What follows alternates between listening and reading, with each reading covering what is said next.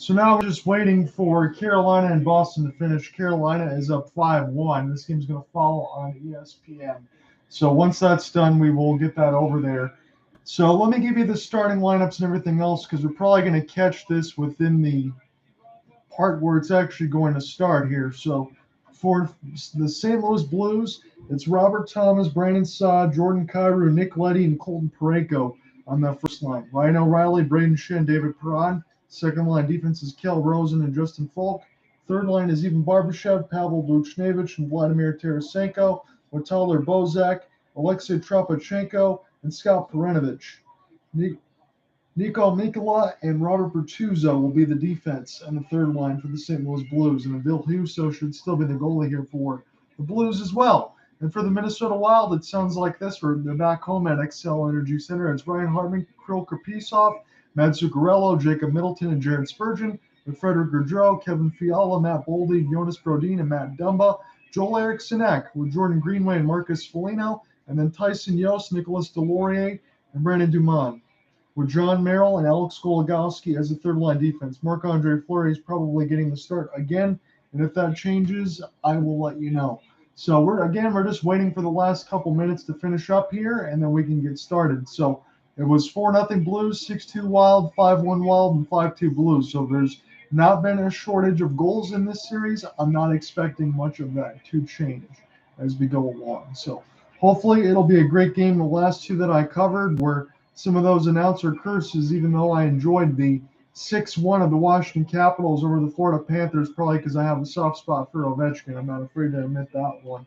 But at the same time, I try to be straight down the middle for all these teams, but that wasn't a enjoyable game. But the game the other night against the Tampa Bay Lightning and the Toronto Maple Leafs, unless you're a Tampa Bay Lightning fan, there really wasn't much to speak of in that last game when we covered that on Sunday.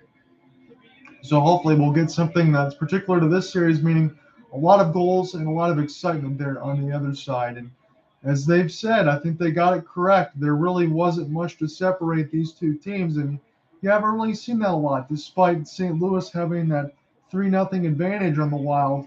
That's kind of turned around here in this postseason. And at least the one cool thing, I think for most of these teams, at least if you're a fan of all these teams, is every single series was going into today tied 2-2. So nobody's getting eliminated tonight, but there's going to be a handful of 3-2s available as we go along here. So now that I know, especially on the YouTube side, if I got anything else playing, even if it's muted, it's going to play sound. So hopefully that's not going to carry over here.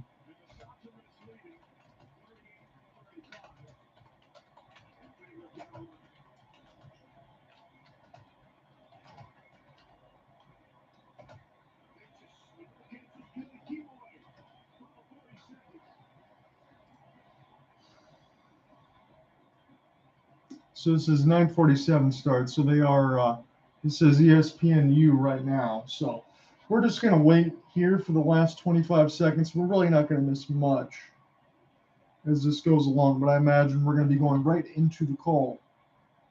So Toronto is now taking a 3-2 lead over Tampa Bay. So they've scored 3 straight goals. And Carolina is all over Boston right now as this one's just going to finish up.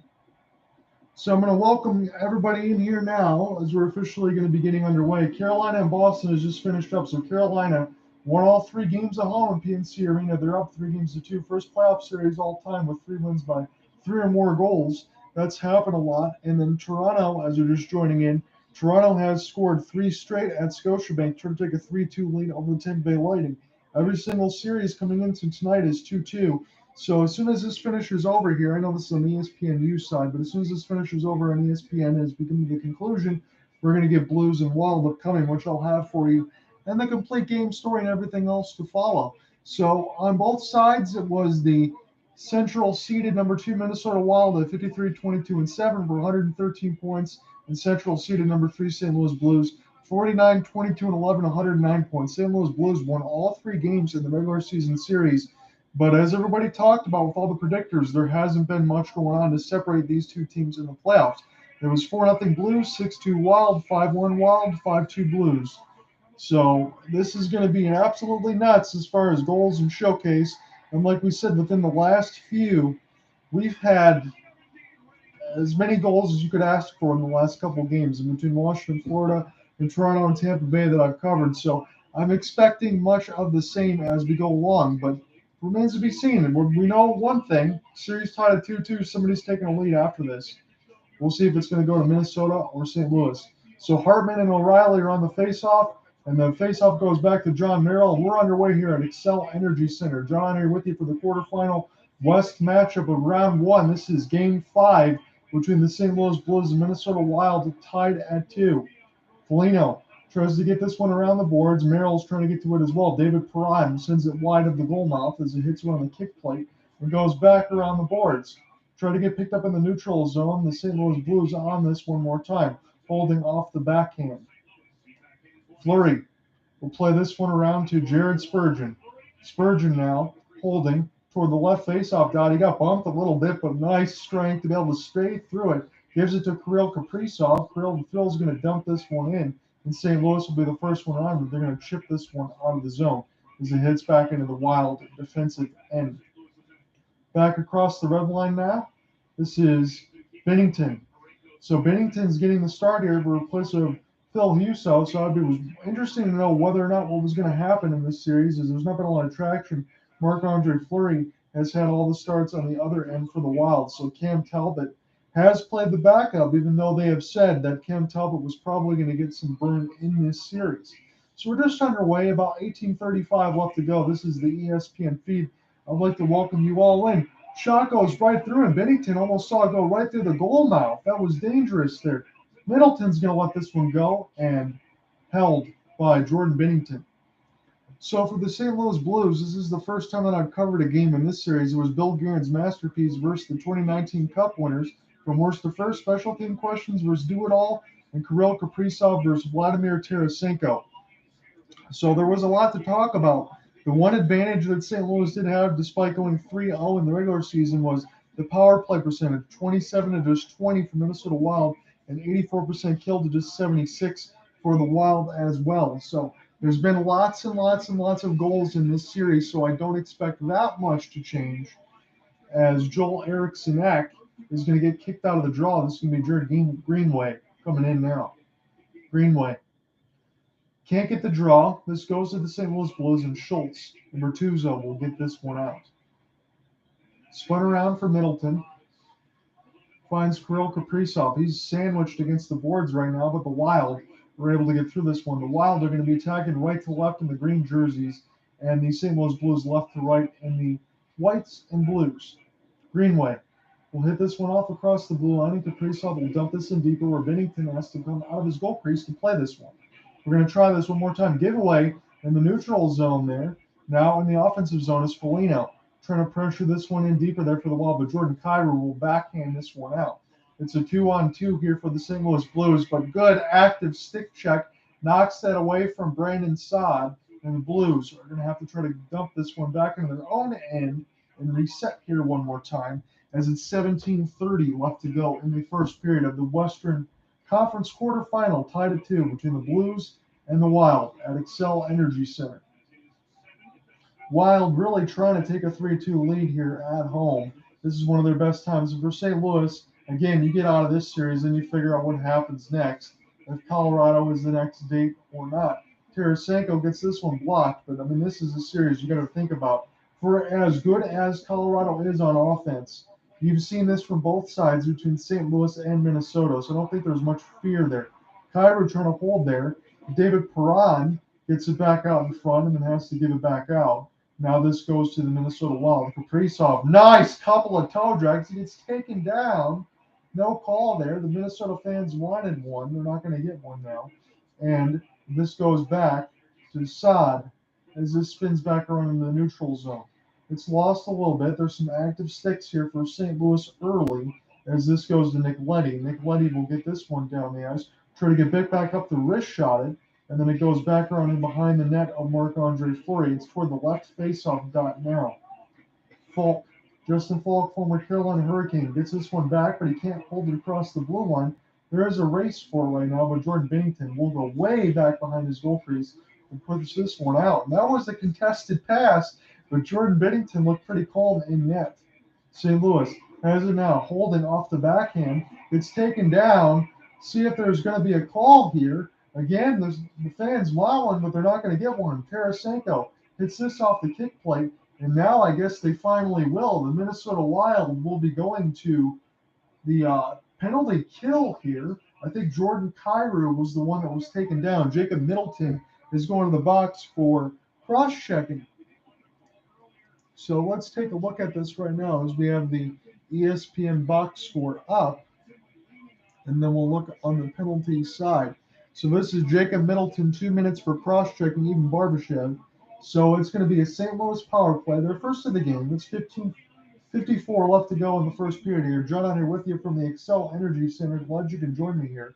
The St. Louis players taking a look on the tablet. They want to try to just associate everything else that they can to just try to get everything else on their power play working. It's been good on both sides for both teams as far as goal scoring, but you never can be too sure with these two teams. I think the most that they want to focus on between these two teams in this series so far is the kill.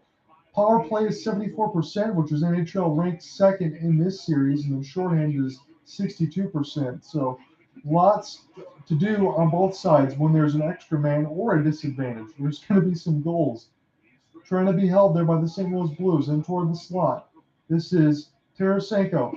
As he gets it back, shot gets blasted wide off the kick plate, and St. Louis will hold on to this one more time as Perron will get this over to Tarasenko. One more time. Slap shot there by Colton Parayko. It's Lucy, now they score! St. Louis gets on the board. This is Ryan O'Reilly. Makes it 1-0 St. Louis as they score immediately on the power play. Ryan O'Reilly, former Colorado Avalanche and now St. Louis Blues captaincy. He's been one of the best for a long time. Makes it 1-0 Blue Note. 15:07 left to go here in the first period. A shot that was first blocked off by Fleury. It finds its way back into the blue line side. It's let go, moved around a couple of times, teed up right out in front of the net after the rebound once more. Was Shen were fighting for it. Ryan O'Reilly just found it clean, and he put it right past Fleury. He had no chance. So Ryan O'Reilly makes it 1-0 for the St. Louis Blues. It's the fourth goal in this series right now for O'Reilly. So you're talking about all the heavy lifting that we talked about early in those capsules. We're seeing that right now, especially in this series. If you want to go all the way through with it, you can say this for certain. Every single player that you wanted to rectify as far as what you wanted to watch between, Vladimir Tarasenko, Kirill Kaprizov, Braden Shen, Ryan O'Reilly, you go across the board there for Matt Zuccarello or Kevin Fiala or Ryan Hartman. Every single one of the best players has performed as the best players. Jacob Middleton gets this around to Foligno, tries to backhand this one, but it goes wide of the goal mouth.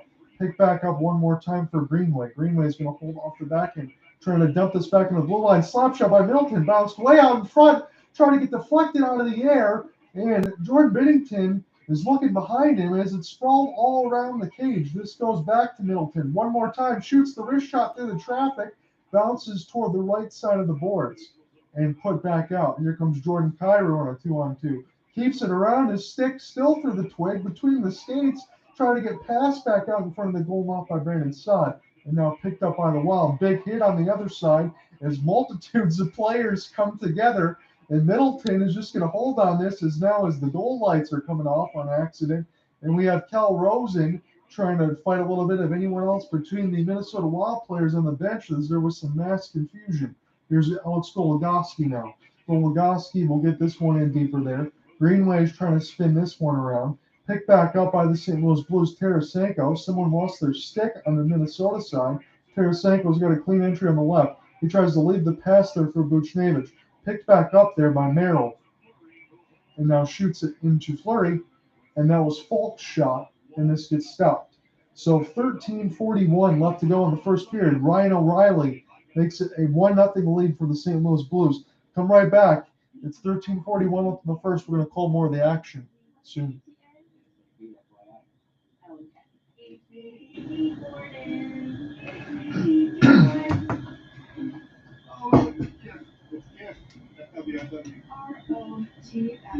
You see my IM? Yeah, okay. We don't need it anymore.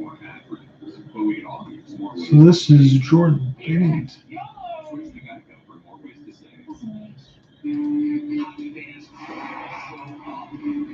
And every day, Enterprise helps them do what they do best. They show up, not just for games, but for early morning practice and out-of-town tournaments.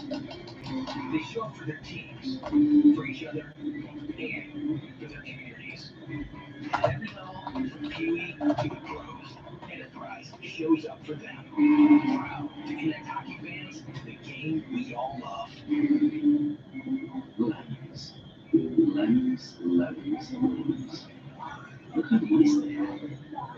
The moment you become an expert member, you can instantly start saving your troubles. So you can go and see those lovely lemony lemons. And never wonder if you're going to deal. Because you did.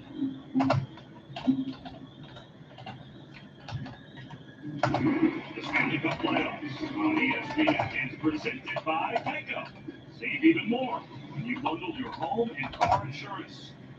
Herb Brooks, St. Paul legend, immortalized outside the Nhl Energy Center.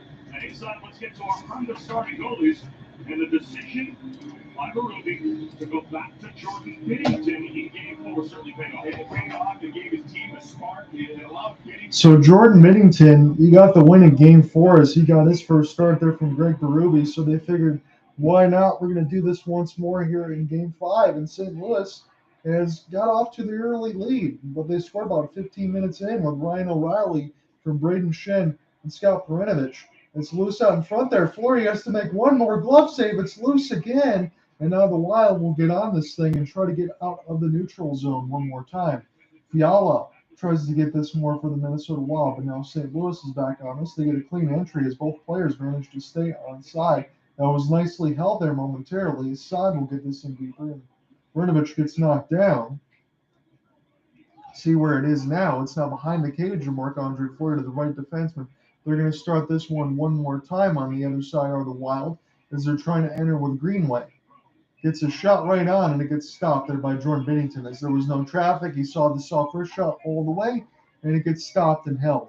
So we're going to get a studio update here from the NHL side. The Tampa Bay Lightning have just tied it. It is the Leafs on a 2-on-1, a pass right out in front off the rebound, and Austin Matthews makes it a 4-3 lead for the Toronto Maple Leafs. 4:34 left to go in the contest. Again, the Tampa Bay Lightning just the other day when I covered that with you, it was an absolute beatdown, and Toronto was able to just, for in 4:34 more time, if they can keep the result that holds, have a 3-2 lead in the series. Remember, all series coming into today were tied 2-2. O'Reilly was able to beat Zuccarello to the puck, but Minnesota still has this deep in the St. Louis defensive end. St. Louis now finally able to escape with this thing, as O'Reilly is going to be able to hold with Perron. Tries to pass it on front. Ryan O'Reilly one more time, stopped by Marc-Andre Fleury, still picked up by Ryan O'Reilly. It's at the left faceoff dot right now. Traffic out in front. O'Reilly gets sandwiched. Shen also looking for something. I think they're going to be calling a penalty here. Marc-Andre Fleury lost his helmet. He's got a little bit of a look on the other side as his helmet went flying. And usually the mild-mannered Marc-Andre Fleury, again, something had to happen for him to be able to get twisted up a little bit. And now we have a meeting near the penalty box between Matt Zuccarello. David Perron had his shot right on. Ryan O'Reilly was right on the doorstep. And as he got knocked down by Spurgeon, it took off Marc-Andre Fleury's goal mask. So 12:14 left to go in the first period. John out here with you at Xcel Energy Center, St. Paul, Minnesota. It is the St. Louis Blues up 1-0 on the Minnesota Wild right now. Whoever wins this game is going to be taking a 3-2 series advantage. We're in Game 5 of the Western Conference quarterfinal.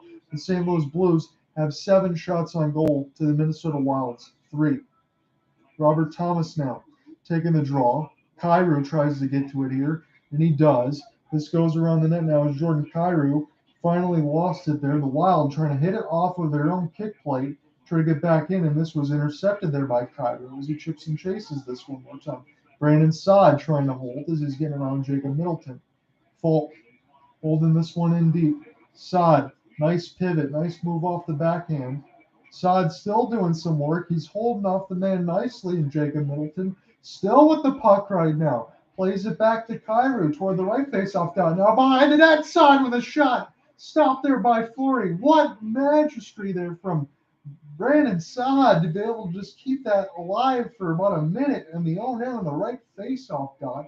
They got a good shot there on Fleury, and now Foligno will reset this one more time toward John Merrill. Pick back up one more time as they play crisscross and get this one down the net to the cage of Jordan Binnington. Binnington was good here in Game 4. He's looked sharp right now as Game 5 is really underway, almost about halfway through now. Not a lot of physicality right now as Jordan Binnington goes out of his goal crease to play this one. It gets fluttered up in the air, picked up by David Perron, former St. Louis Blues and Vegas Golden Knight, back to St. Louis. Trying to get in there deep is St. Louis now. Perron waiting in toward the left area of the trapezoid. This goes out toward the blue line, trying to be held in there by Tarasenko. It is, but it's intercepted now once more by the Minnesota defense. Minnesota now. Merrill trying to get this one in deep. Binnington was able to fight that one off. Now this goes back to St. Louis, but the pass is too hard into the neutral zone. The icing gets negated. Middleton using the body to hold off the check of Buchnevich. And now this goes back into the neutral zone. Looking for a clean entry is Greenway. Trying to hold off the pass. Nice pass into the slot. Gets taken away by the St. Louis Blue stick. Kirill Kaprizov now holding off the backhand. Spinning one more time. Kaprizov can't get him off the puck right now. Still working through two St. Louis Blues. Has it back pass. And the shot gets blocked there by the St. Louis Blues. So some unreal work on both sides from Brandon Saad and Kirill Kaprizov to keep that puck alive on two different instances, taking about a minute time in piece. But a good shot was blocked there by the active defense there as Barbashev was able to get a piece of that. So about 10 minutes left to go in the first period, about halfway through. Game 5 here, St. Louis has their goal from Ryan O'Reilly on the power play from Braden Shin and Scott Perunovich. Toronto still holding on to that lead, about a minute 45 left to go in the third. It's 4-3 Maple Leafs right now in Tampa Bay. If they win, they can take a 3-2 series lead as it would go back to Amalie Arena. Centering pass. Colton Parayko couldn't handle it. This is a chance for Kirill Kaprizov. Shot goes wide of Binnington. He was all alone. He probably could have taken a couple more strides there before the shot was off, but you could definitely tell. First time for me watching Kaprizov, he's got a bullet for a wrist shot, that's for sure. Saad gets it knocked away. Riley keeps this one alive. O'Reilly puts this back on the blue line. Now he goes in behind the net as he plays this one in between the legs, but this goes back to the Minnesota Wild. Ryan O'Reilly able to come all the way back on the other side of the right faceoff dot and intercept. Here comes Justin Falk. Falk now into O'Reilly's skates, and where the puck has been, O'Reilly has been. This has been nice. Now Shen, Braden Shen holding off the backhand, trying to leave this one to Fiala in toward the blue line. Shot gets stopped there by the Minnesota defense before it hit Fleury, and St. Louis will dump this back into the Wild defensive zone. 8:45 left to go in the first period. What a pace that we have right now between the Blues and the Wild. This has been a great game so far. Binnington plays this one back to Colton Parayko. Parayko now will get this back into the forwards and start one more time. Tarasenko gets this one down the ice. Picked up by Minnesota, back on defense as the slot pass gets knocked away. Minnesota holding. Greenway puts it out in front. Binnington is down. He doesn't know where it is. And now it's in the left faceoff dot. Put up in the pass into the slot. Almost got deflected. Tarasenko was able to get a piece of it. Buchnevich gets this one down. Nicely blocked there by John Merrill. And St. Louis will dump this one down the ice and get a change. There are another 25 seconds left to go in the other game between the Toronto Maple Leafs and the Tampa Bay Lightning. 4-3 Toronto. With a stoppage now with 22 seconds left on that side of the game. I'll keep you posted on that score. We might have a penalty call here between the St. Louis Blues and Minnesota Wild. St. Louis has an 8-5 shot advantage and a 1-0 goal lead. So the Minnesota Wild are going to be going on their first power play. Nicoletti is going to be going to the box 2 minutes for interference. He just got picked up from the Red Wings to the Blues in the trade deadline in exchange for Wallman and Sundqvist. Come right back. 7:49 left to go in the first period. Toronto still has the 4-3 lead with 22 seconds left. Again, the Carolina Hurricanes. Every game in that series between Boston and Carolina has been won by the home team. Down to 8 seconds now for the Toronto Maple Leafs. If this result holds, they're going to take a 3-2 lead as they're going to head back to Nhl Arena in Tampa Bay.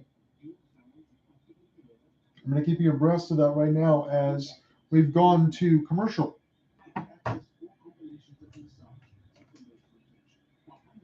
Toronto has won. It is 3-2 Maple Leafs in the series lead. They've won this game 4-3. They were down 2-0 to the Tampa Bay Lightning. They've stormed back. They've taken game 3, or game 5, I should say.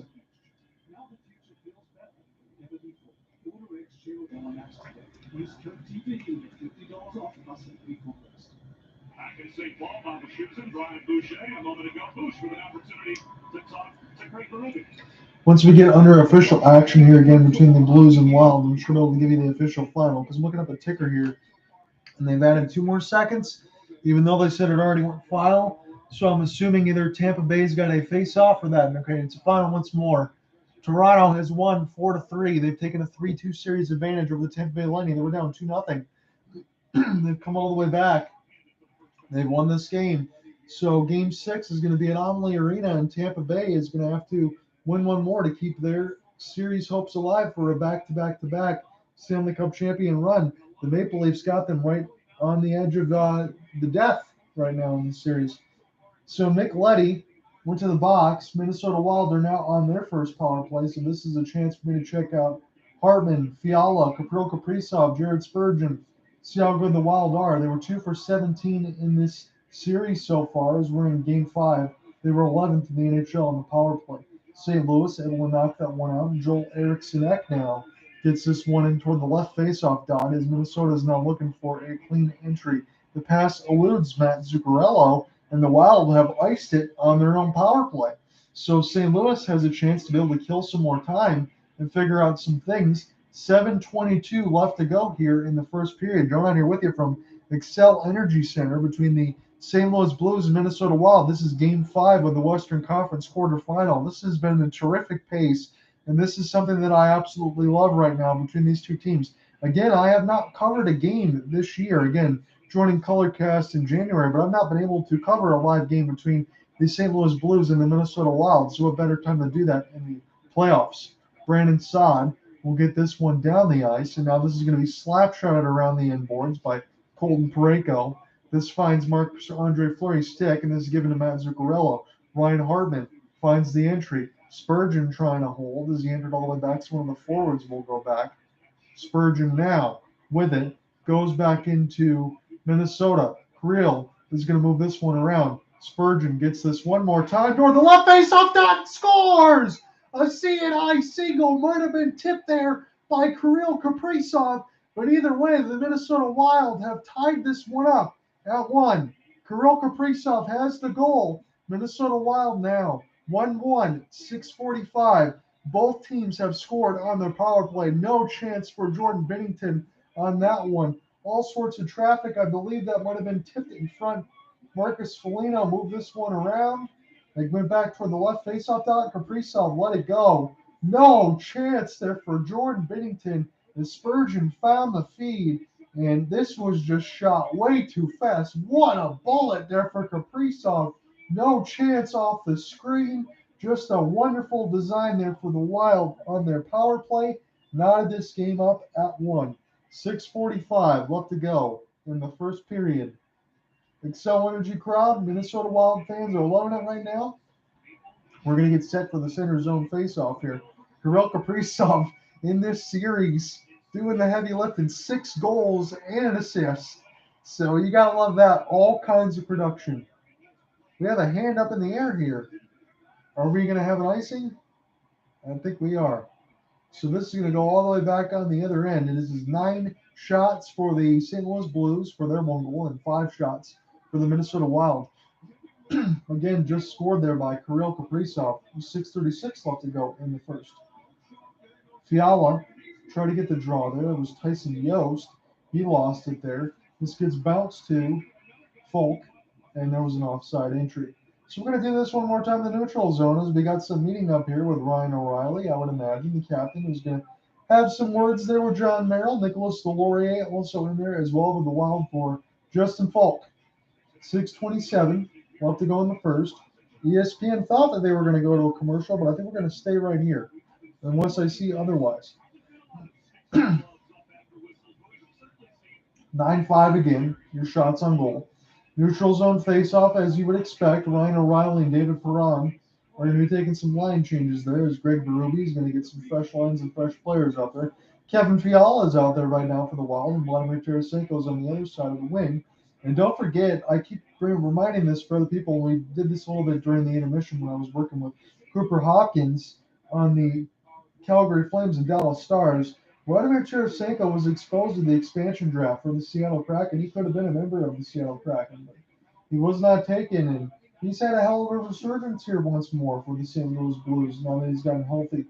Held toward the blue line, Brodin fires it right on and eludes Binnington a little bit, but it goes back in around the goal mouth. Minnesota falls back on this one. They try to get this around.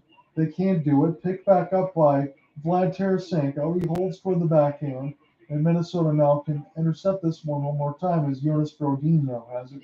Brodin will get this one up to the forwards and play this one to Matt Boldy. Matt Boldy is a Detroit Red Wings terror. Back-to-back hat tricks for Matt Boldy in a couple of those games. Joel Eriksson Ek now plays this one to Boldy. He has it around the backhand side. Picked up by the Wild as one of the Blues players fell down. I think that was Saad that fell down. Jacob Middleton now will play this one back down. Bertuzzo giving a couple whacks out of the cross check to one of his other opposite line mates. And now St. Louis desperately trying to get this out of their own defensive zone.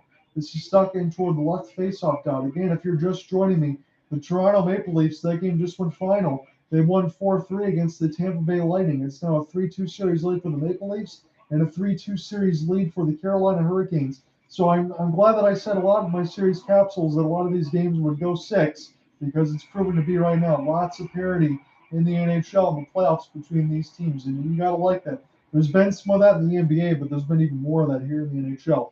Foligno gets this one in deep and then goes off for a line change, picked up by Folk. One more time, a nice outlet. David Perron also waiting up to her right, open wing, tries to pass it out right into the slot. This is a chance here for Minnesota right off the giveaway. But the Blues have 3 guys back, and somebody for the Blues got punished right before he was able to get for a complete line change there. Minnesota now getting on the forecheck now. Held in there by David Perron one more time as Parayko tried to get that one out. Parayko now lost it, picked back up. It's 4-on-3. Matt Zuccarello shot on and stopped there by Jordan Binnington. He was trying to make a bid for the low right corner. Binnington saw it all the way and gloved it aside. Come right back. We're getting close to the end of the first period now, about 4:14 left. I'm glad you can join me here for this Western Conference quarterfinal game 5 between the Blues and the Wild. It's been good so far. Come right back. Let's finish up the first period.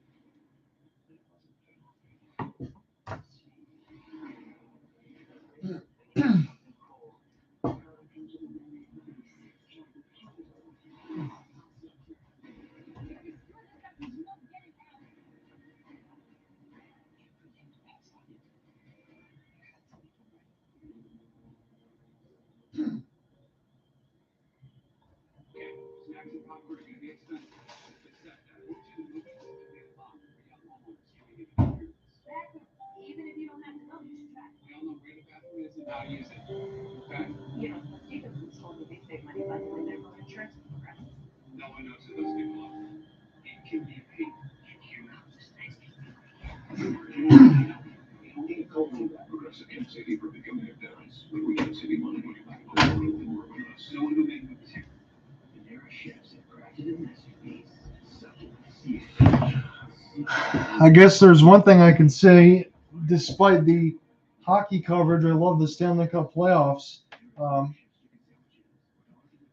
As far as Detroit weather, it's kind of heated up. It's been in the 80s throughout the week, but The Tigers have already lost 2 of 3 games to the Oakland Athletics. So if you're thinking about as bad as the MLB season can get for the Motor City Kitties, it's about as bad as it can possibly be at this point. So really not looking forward to that aspect of it, though. So glad to be able to actually have the Stanley Cup Finals to be able to give me some solace here. And all the way through the finals, I should say, because we're going to be doing a lot of these games and stuff on Colorcast. Hopefully the things on YouTube are going through okay. We're going to officially get back into the action right now, as I think one of the Minnesota players was kicked out of there. They're getting a shot of Bill Guerin up in the Masters suite. The headman has done well there after trying to get rid of those contracts between Zach Parise and Ryan Suter on the buyouts. This is exactly what you want right now. You have to go all in pretty much, and then you had to be able to just take any of that other money to be able to keep Kirill Kaprizov happy. It looks like the mastermind's been able to make the right decisions. Whether or not the Wild can win the whole thing, I don't think they're really worried about that at that point. Shot goes through the goal mouth a little bit for Binnington. He made the first save, but he couldn't get to the second one, and now it got dumped all the way down to Jared Spurgeon. Spurgeon now plays this across to Matt Zuccarello. Kevin Fiala entering in there. It's going to be a delayed penalty against the St. Louis Blues. The Wild will be going to their second power play as soon as the Blues touch this puck. Alex Goligoski now around the cage to John Merrill, and this goes all the way down the ice. So St. Louis and Craig Berube should probably get some changes in there as much as they can before the kill line has to come out. Just be able to stay as fresh as they can. And Fiala, and now it's finally touched by the St. Louis Blues. So the Minnesota Wild already 1-for-1, just like the St. Louis Blues are 1-for-1. They have a chance to go 2-for-2 on their power play with 3:16 left to go in the first period. Robert Thomas, one of the guys on the first line, he's a good two-way forward, a good 200-foot player. He's got a jet engine as far as skates and hooked Kirill Kaprizov. And honestly, Robert Thomas had outwon him at that. That was a undressable toe drag there by Kaprizov and still had the puck and still was able to wire it back in. So he's one of those guys, and I won't put Kaprizov to all of these comparisons, but as far as being able to keep that puck and having strength, I see a lot of Datsuk in that side of it as far as the speed-wise. But the defensive two-way threat that Datsuk was, the 200-foot player leader in steals, that's something to be beholden on top of just the stick handler. Joel Eriksson Ek now will get this one to the right side. Gets deflected in there by the St. Louis defense. Picked back up by Kaprizov one more time. He tried to cross pass it to Kevin Fiala, who had a wide yawning cage to shoot at. And now they scored as it got circled around. And this might be Kaprizov one more time. So Kaprizov had Fiala wide open. And then as the puck matriculated back toward the left faceoff dot, he found another goal. So Kirill Kaprizov make it 7 goals and an assist in this series. And we're only into game 5. My goodness, how hot can you be? This is crazy. And again, the first time for me to actually watch this guy live, and it's just so much fun right now. It gets matriculated around the left side boards. Kevin Fiala, what a pass, but what an even better shot, because he was able to take that one in between the skate blades and then wire it over Binnington's head for a nasty shot on the top right corner. How do you do, Kirill Kaprizov? My goodness, that's some highlight reel wizardry. I'm not even kidding. I'm trying not to even exaggerate. That's just how good it looks. So 2 for 2 is the Minnesota Wild on their power play, and I'm going to have a lot to say about Kirill Kaprizov.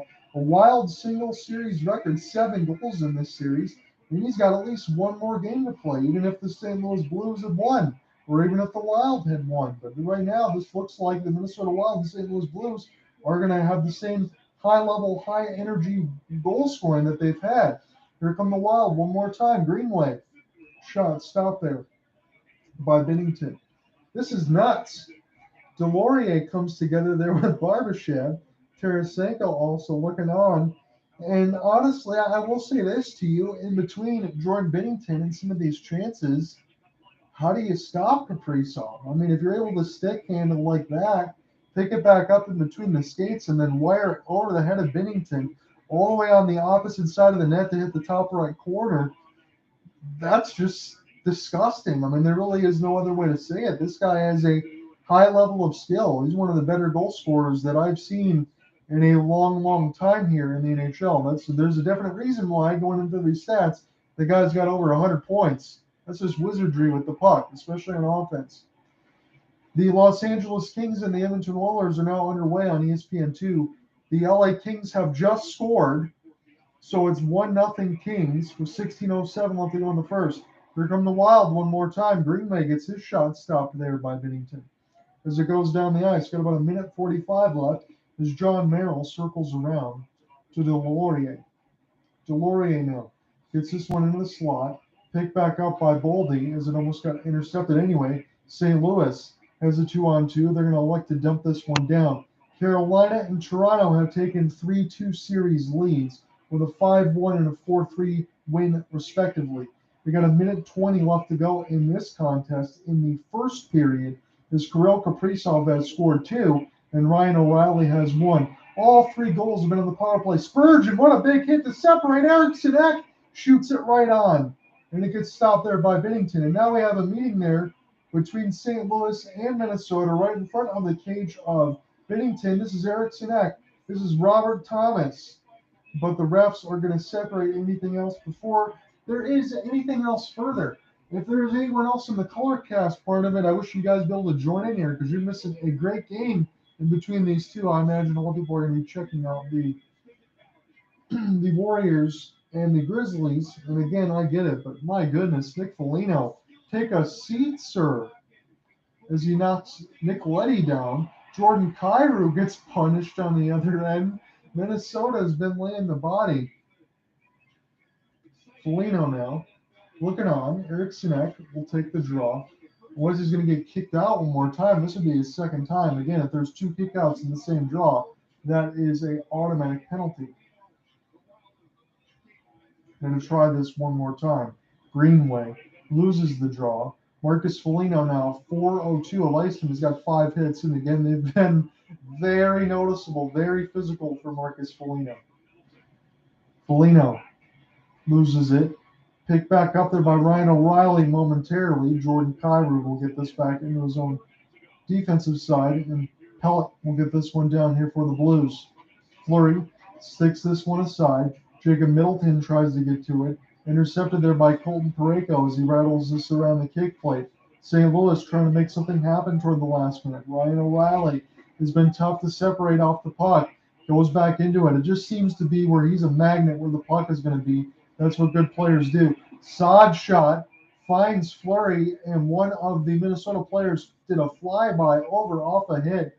Fleury again looking around to see where that traffic was from.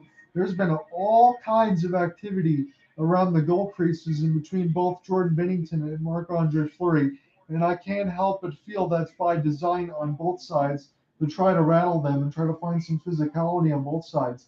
This has been an excellent first period. This has probably been one of the best first periods that I've seen from both teams going side to side throughout all the games I've done for the opening 8 of the series. And I mean this wholeheartedly. It's been very competitive. There's been much give and take on both sides. Shen hit Spurgeon, knocked him over Fleury, and then we had another meeting toward the blue paint with about 31 seconds left to go in the first period. Minnesota now. St. Louis, Matt Dumba having some words. 11 shot advantage for Minnesota, and they have the 2-1 goal advantage. St. Louis, 9 shots, 1 goal for them, courtesy of Ryan O'Reilly on the power play. Kirill Kaprizov 2 times on the power play for Minnesota. Picked up one more time. Tyson Yost. Yost gets it right on and held by Jordan Binnington. Good shot there for the former Colorado Avalanche, Tyson Yost. He goes right in and skates it, gets a good clean look on the left wing up the wrist shot, and Binnington saw all the way. 20 seconds left to go in the first period.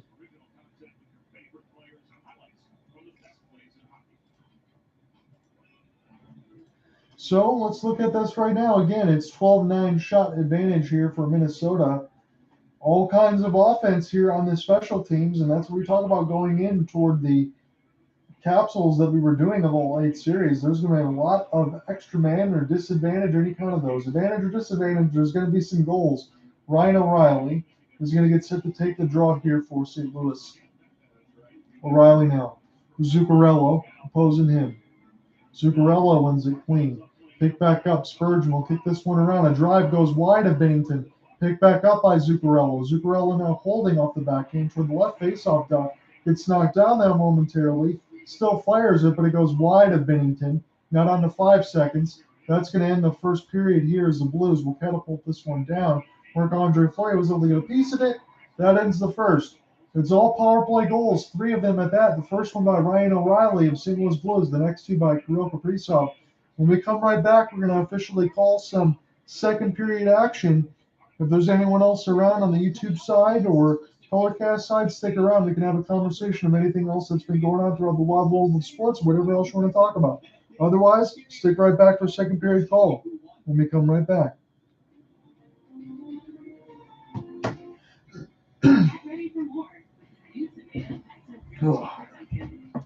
More delicious ingredients. More vibrant flavors. So you can get So we've just hit the first intermission, and it was Kirill Kaprizov twice on the power play, and it was Ryan O'Reilly on the power play to begin the scoring. So I hope everybody enjoys the contest so far. Again, the previous contest, we're going to talk about that here real quick, as we got a couple people on the YouTube side. I appreciate it. So let me give you some of those scores and some goal scorers here. So this was Jacob Slavin and Tony DeAngelo had the first 2 goals in the first period, as Sebastian Aho, DeAngelo got an assist, and then Vincent Trocheck and Teuvo Teravainen. And then it was Seth Jarvis to make it 3-0 after 2 in favor of the Carolina Hurricanes. Seth Jarvis from Teravainen and Sebastian Aho, and then Jarvis one more time. So the rookies have an excellent game here within Game 5. With Vincent Trocheck and Tony DeAngelo, it was Connor Clifton for the Boston Bruins, with Taylor Hall and Eric Halla, and then Vincent Trocheck finished it off with Marty Necas and Teuvo Teravainen. So absolutely what Carolina needed after getting slammed around in TD Garden in Boston. Antti Raanta made 33 out of 34 saves for a .971 save percentage. And on the other side, it was Jeremy Swayman in goal, made 33 out of 37 stops to give a 3-2 lead to the Carolina Hurricanes. Let's give you that box for the Toronto Maple Leafs and the Tampa Bay Lightning. The Tampa Bay Lightning were enjoying a 2-0 lead after 1.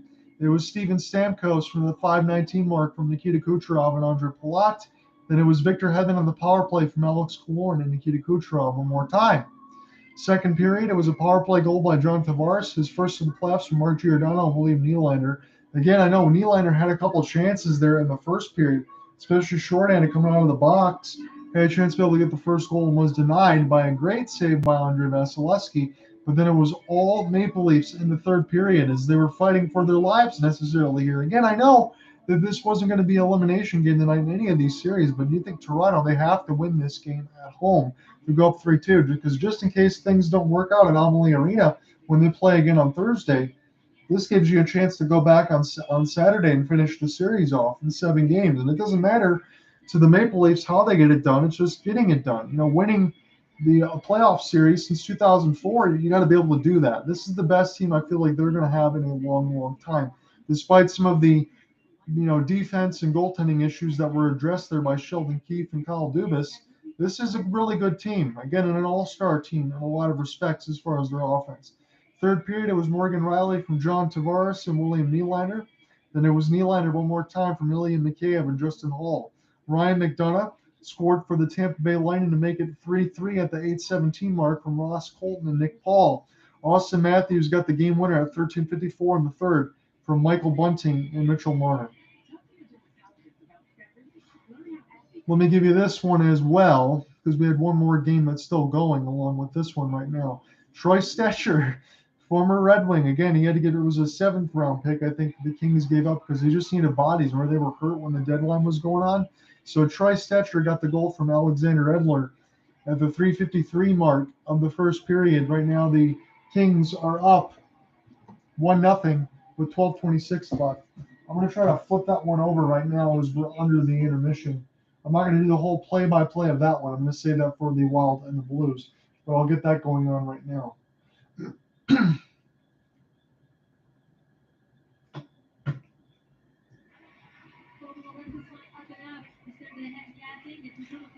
Leah Hextall's on the ESPN call for what it is worth on that side. Again, I don't mind Leah Hextall behind the bench, but Hillary Knight, I will say this on Saturday when I was covering that game between the Capitals and the Panthers. Hillary Knight, you also had Kevin Weeks and John Buccigross. That was probably the best intermission report group they ever had. And Hillary and Kevin Weeks did an excellent job there with Buccigross. That's probably the main one they should have instead of having, Mark Messier, Chris Chelios, and Steve Levy or anything else like that.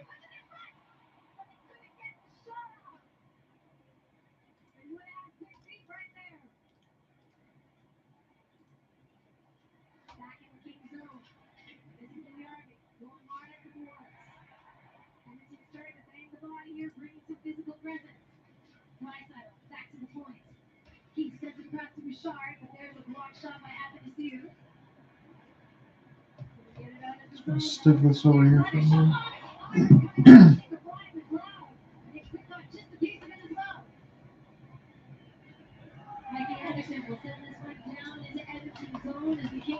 Change now, right out in front. There's the shot by Brett Smith with the save. He has to be quick.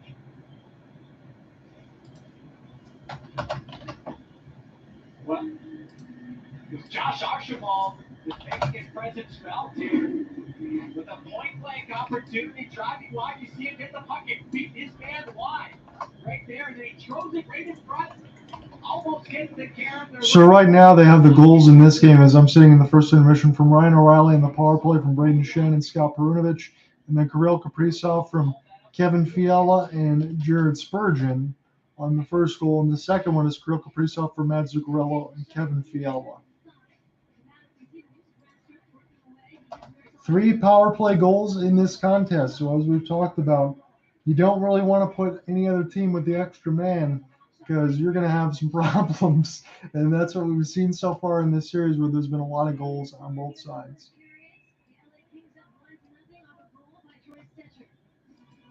Another shift. Defensive zone for Draisaitl.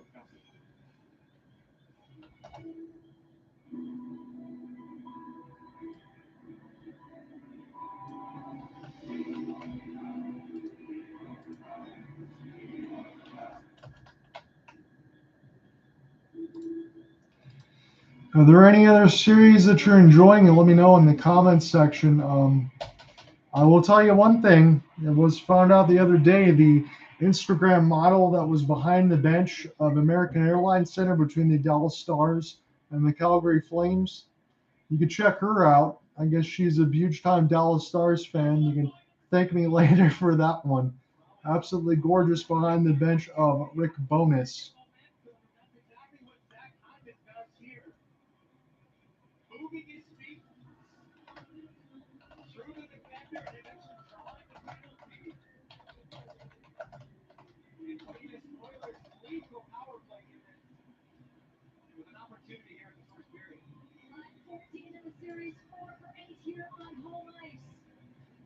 Best power play by percentage in this postseason.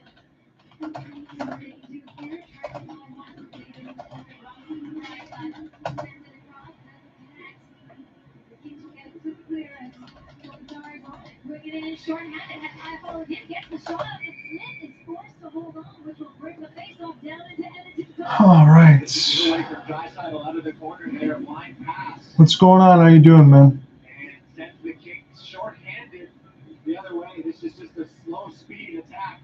But the puck ends up back on the stick right there. Kopitar takes the initial shot. That's a difficult save for Smith, who reacted initially. But a lot of pressure on Leon Draisaitl right now. And, this matchup has not gone his way. When you're a player of his caliber, you're measured by what you do in the playoffs. We saw that with Johnny Gaudreau last night. Everyone talking about, okay, you've done it in the regular season. So it does make me wonder. I will say this as far as the game that I'm watching right now, and we're going to be covering once more between the St. Louis Blues and the Minnesota Wild. Does Bill Guerin, again, to me, I think this is more of those situations where you just want to be able to have a team in the playoffs and be competitive and not have it completely fall apart. You want to be able to keep all that manageable as you're still competitive as you go for the next few years trying to move around and stabilize everything else. And that's not an enviable spot to be in. having Kirill Kaprizov is one of those guys that kind of changes everything. But I wonder if Bill Guerin believes that his team can just be able to win everything alone on offense, is my question.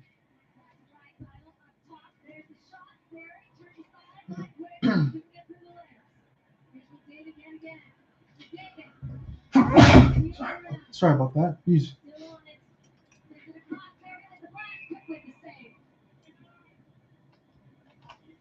Zach Hyman pays the price in front. It's not getting a puck off the foot of his own player. But let's take a look at the point-blank opportunity from Draisaitl. This play, you can see Hyman going to the bench. When you saw the play as McDavid walked down the wall, found Nugent Hopkins in the slot, and then it was Nugent Hopkins that slipped this puck over for the wide-open net. And Draisaitl sent that one off the iron. Here's the shot that hit Hyman as he tried to get position in front. again, the Edmonton Oilers are on a power play as my game is in intermission here. The Los Angeles Kings have scored the first goal. The Oilers trying to go up 3-2 at home at Rogers Place.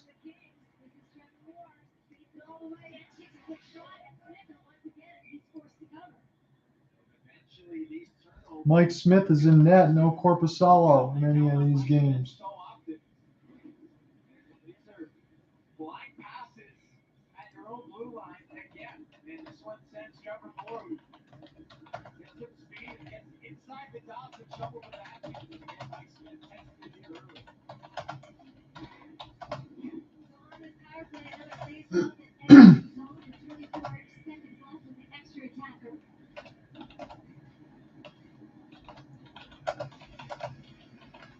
Will move out.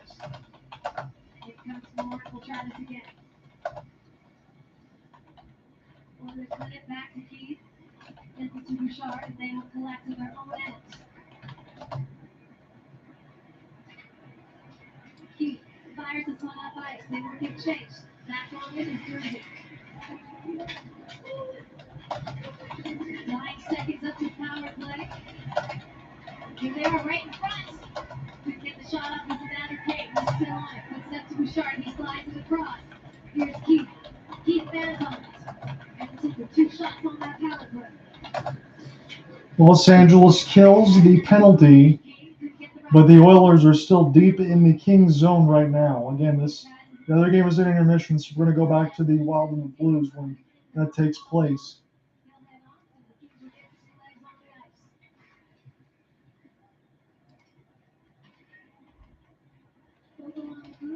Chipping in, tries to get chase. We'll have a whistle to play.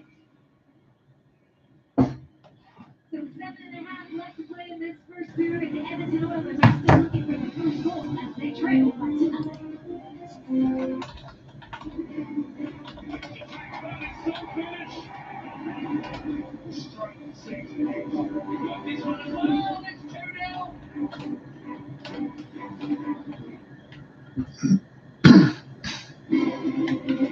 Thousands of years ago, even if you were sitting at the top, you really couldn't count on support. It took centuries for office to evolve, but there were some occasional.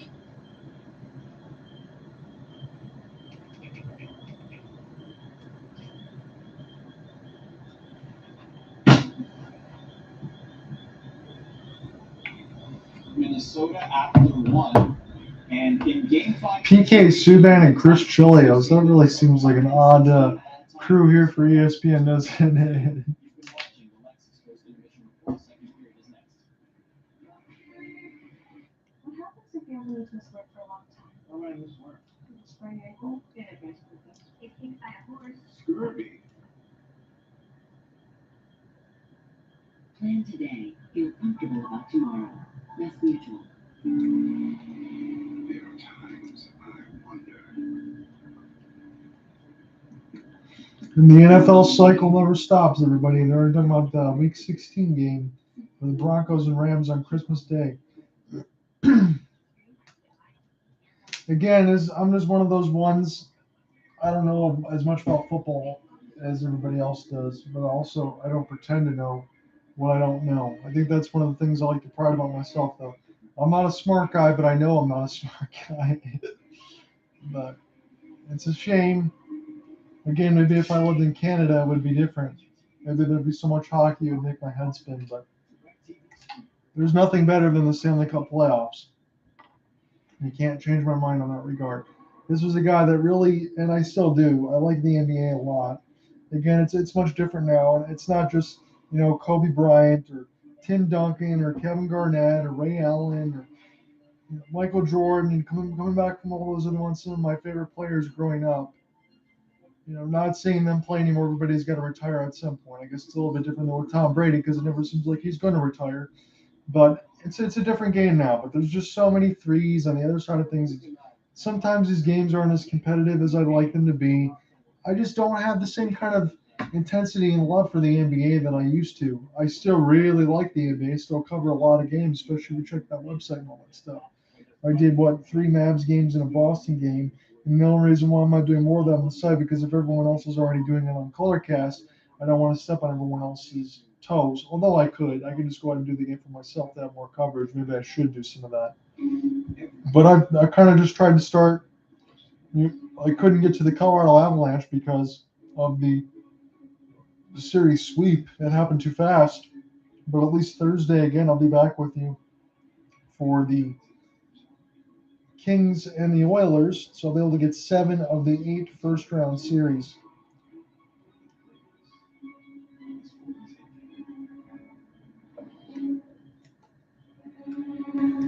I'm not going to be able to cover anything on Thursday then because I'm covering Kings and Oilers, so it's all at the same time.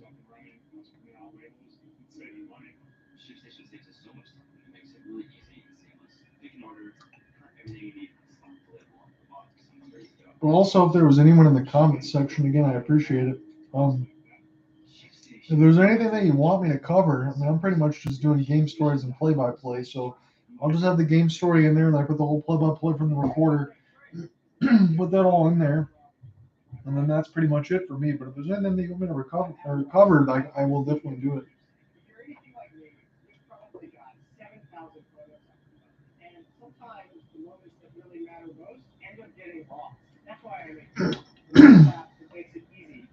Hopefully nothing from the window or anything else picks up because it's hotter than a steam engine in here, so I got to be able to keep cool any way I can. Welcome back to the Stanley Cup playoffs on ESPN, presented by Becco. The second period. All 3 goals in the first.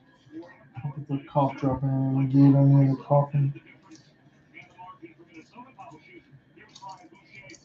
And Bouch, what changed for that Minnesota power play? Because they only scored 2 goals in the first 4 games. They only 2 in the first period. I think a simplified approach. So we're going to get close here to start the second period. So hopefully there was enough stuff going on to be able to keep everybody entertained here. So Bob was shoes in with Brian Boucher. So it's probably one of the better broadcast crews on the ESPN side of things. Probably smart of them to take this Wild Blues series over the Oilers and Kings, I would imagine, because you're Kirill Kaprizov, you're trying to be able to get as much money as you can out of it. This has been a good physical game.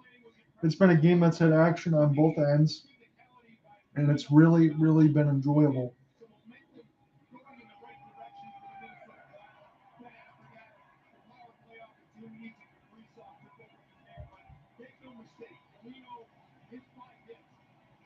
So we're getting set officially for the second period action. 10 hits for the Minnesota Wild, just 2 hits for the St. Louis Blues, although it really doesn't feel like it. One more time, it's going to be Hartman and Ryan O'Reilly on the draw as we're getting ready to start the second period. It's stuck up in between the skates. I think we're going to have to drop this. Got dropped in fairly one more time. So they reset the game clock as we're not officially underway with the second period yet. And now Ryan O'Reilly loses it, and this goes to the Minnesota Wild. We're going to try this one more time. So attacking left to right are the Minnesota Wild, and right to left are the St. Louis Blues. The Minnesota Wild are in the home greens, and the Blues are in the away whites, yellows, and blues.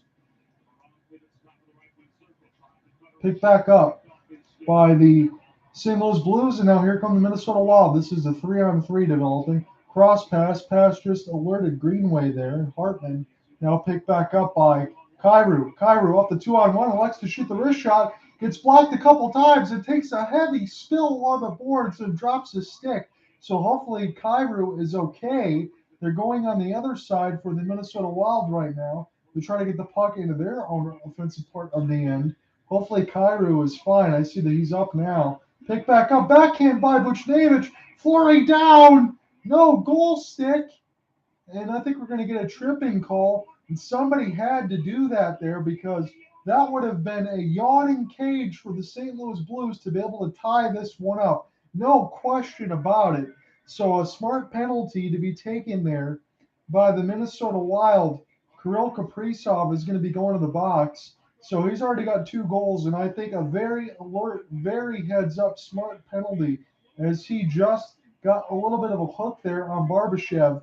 And it went all the way across the goal mouth. And as Fleury was down with his goal stick lost and he was spun around, he was able to reach all the way back with his hands to stop the puck from crossing the red line. What a save there by Fleury to keep this within 1.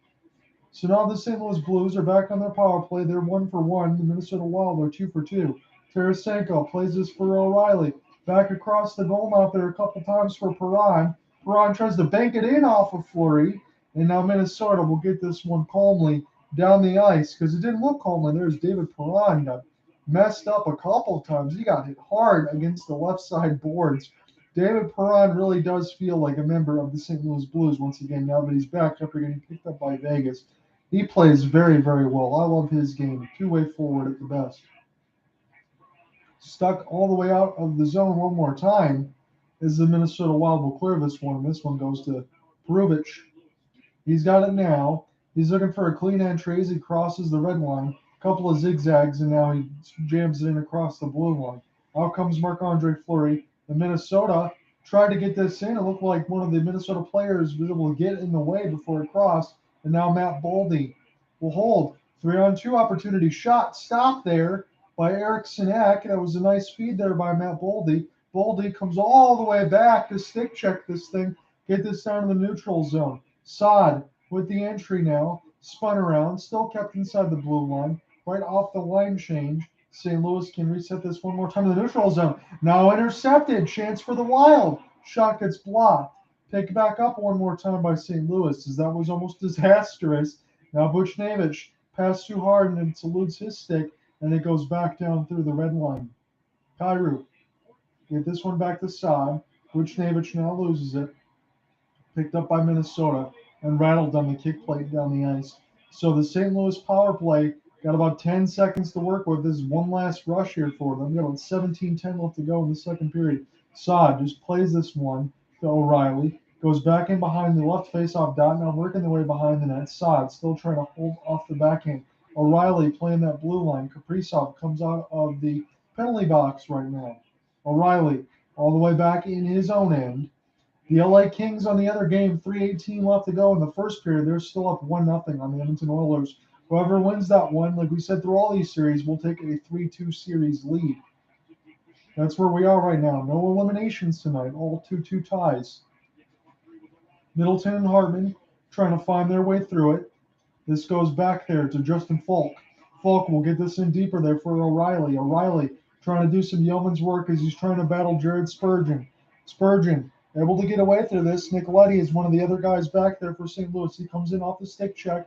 Matt Zuccarello fires it. It goes up wide and high and on the play as Zuccarello and Shen come together. 16-16 left to go in the second period. John Ivory with you from St. Paul, Minnesota. It's the Xcel Energy Center. The series is tied at 2 between the Minnesota Wild and the St. Louis Blues. Whoever wins this one is going to take a 3-2 series lead. Again, if you're just joining me, the Carolina Hurricanes, they destroyed the Boston Bruins back at PNC Arena. All the home teams have won every single one of those games. And the Toronto Maple Leafs have gone up 3-2 against the Tampa Bay Lightning. David Perron, most goals scored in the playoff series with 5. He's got 2 assists as well in 4 games of action. Goligoski holding now down the wall, trying to center it through the blue paint. It's loose a couple times, and Jordan Binnington had to make 2 stops before he was able to hold on to the puck there. Big time goaltending there by Jordan Binnington as he answered the bell. to stop Minnesota from taking a 3-1 lead. So this was good work off the faceoff. Alex Goligoski took this all the way through the blue paint. A couple whacks at it inside from Matt Boldy, and Bennington said no twice. Boldy's still back on the ice right now. Minnesota's still got an offensive zone draw, but they can't win it. And this one goes back to Robert Bortuzzo. Bortuzzo now tries to get this one to Vlad Tarasenko. Picked back up by Saad. Spun around. He's looking for Buchnevich in toward the left side of the slot. And now this goes around the cage with Marc-Andre Fleury. Picked back up by Minnesota one more time. Trying to get around the blue line. Now they're looking for a clean entry with Jared Greenway now. Greenway looking off the backhand as he's going to try to get this deeper. And Bennington will come out of the goal crease to play this around the right side of the boards.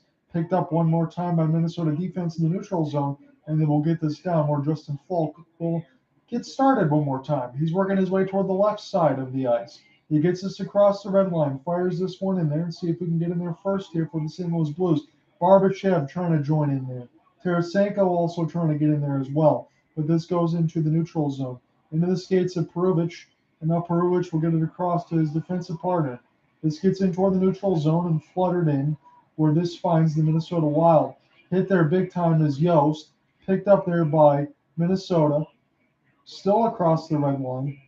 Hartman, it bounces right off the referee, and this gets a friendly bounce here for the St. Louis Blues. Glove down now, and picked up into their own zone is Buchnevich. He gets this one deep, and Colton Parayko will fire this one wide.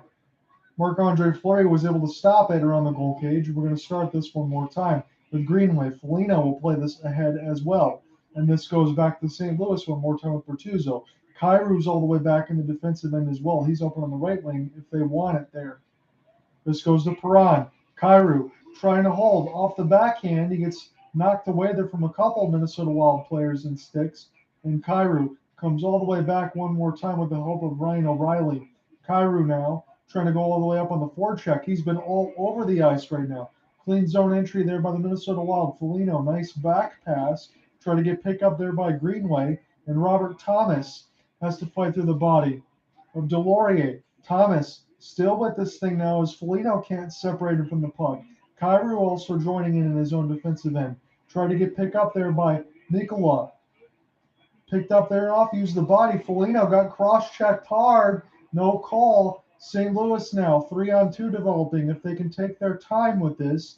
Tries to get this in the slot. Saucered in there. Stopped off of a Tyler Bozak attempt. Marc-Andre Fleury made the save. Spurgeon now gets this one down the red line. Gets all the way back on the other side as Zuccarello had it intercepted. O'Reilly holding off the backhand, now working toward the left faceoff dot. Will just flutter this around the goal cage. 13:20 left to go in the second period. Fire one through the crease. It went just wide for O'Reilly. He could have had another tap in there on Marc-Andre Fleury. He was down and out. Try to get pick up there by Falk as he pinched all the way in. And now let's see who can get to this one. Nice speed there by Hartman. He gets to it first. He beats two St. Louis Blues and then gets sandwiched on the left side faceoff dot. Here comes the Blues one more time off an entry. It's a 4-on-3 for the Blues. Try to get picked up by O'Reilly toward the right faceoff dot. Pass outside. Parayko wants the bomb. Shot goes wide. Fleury makes the first save, and then this goes to the Minnesota Wild right now. Picked up and stick handled there by Spurgeon. Spurgeon gets this in deep. Kairu's been out there for a long time. Spurgeon lays the body. Intercepted, and now we have a penalty called against the Minnesota Wild. Kaprizov comes together with Thomas. Joins Hartman. And the refs are going to separate this before it gets a little too wild. Yes, pun intended there. 13 shots on goal for both teams. Kirill Kaprizov with 2 for Minnesota, 1 for Ryan O'Reilly. Big time body check as Kirill Kaprizov laid it down there. And St. Louis didn't like it. Come right back. We got 12:33 left to go in the second stanza. We're going to call more of the action when we return.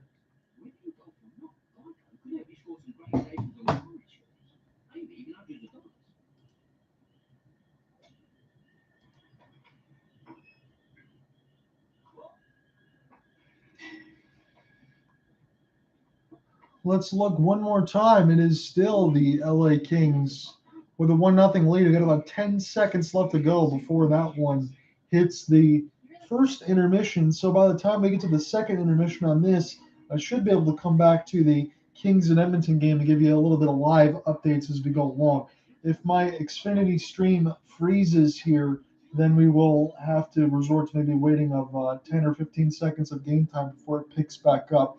But I have some other stats and stuff to be able to keep everything prepared just in case that does happen. So the Kings, they have a 1-0 lead at the end of the first period. Again, let me give you that goal scorer one more time. This was Troy Stetcher early, 3:53 in the contest, assisted by Alexander Edler. It is 16 shots to 5 in favor of the Kings in the first, 20 hits to 9 for the Oilers. Face-offs are about the same, 13-12 advantage for the Oilers. And power play opportunities, just one to speak of for Edmonton.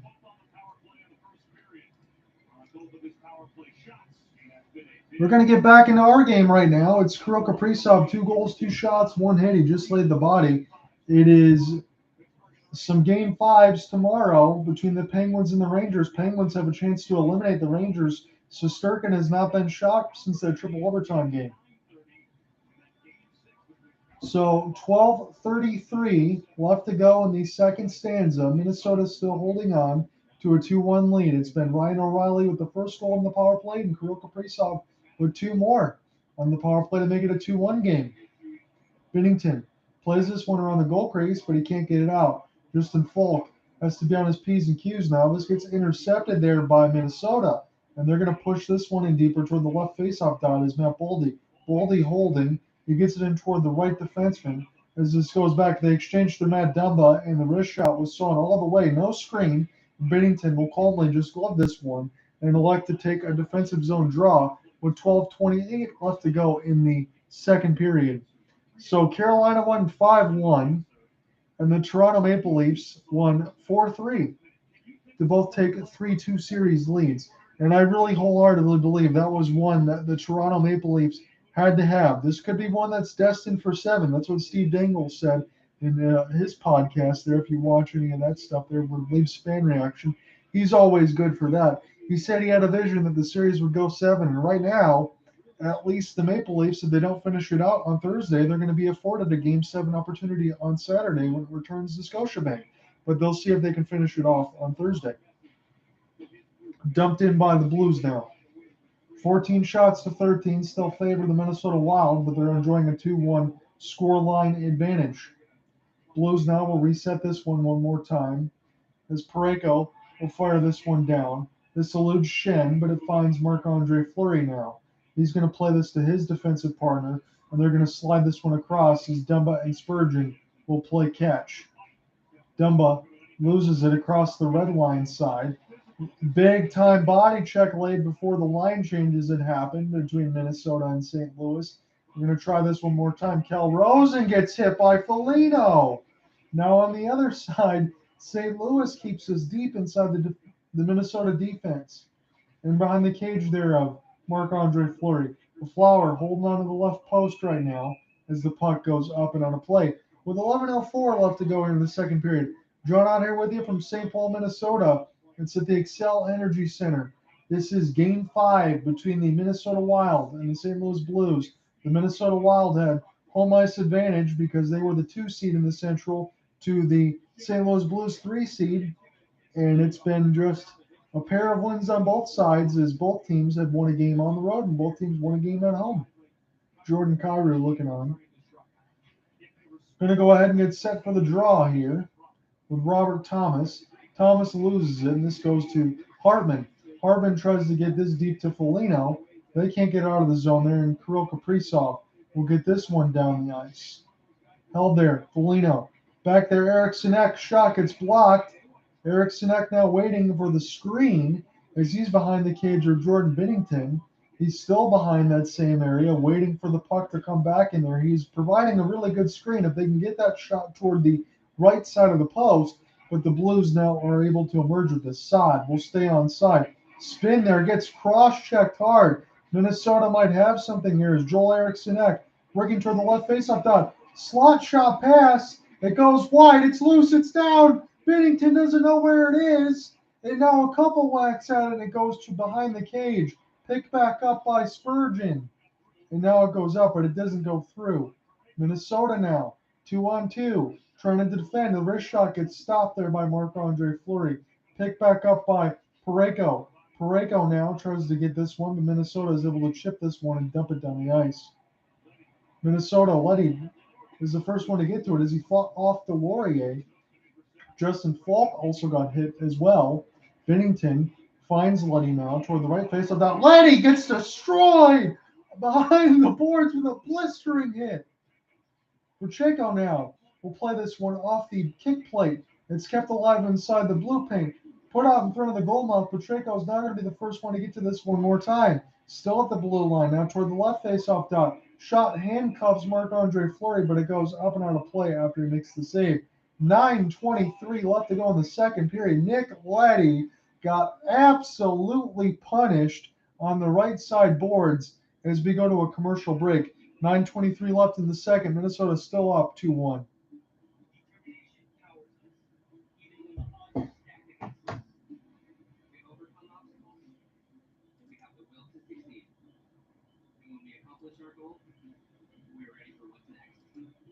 Rise to the challenge with the rugged performance of the pilot. CRV, Ridgeline, and the all-new Passport Transport from Honda.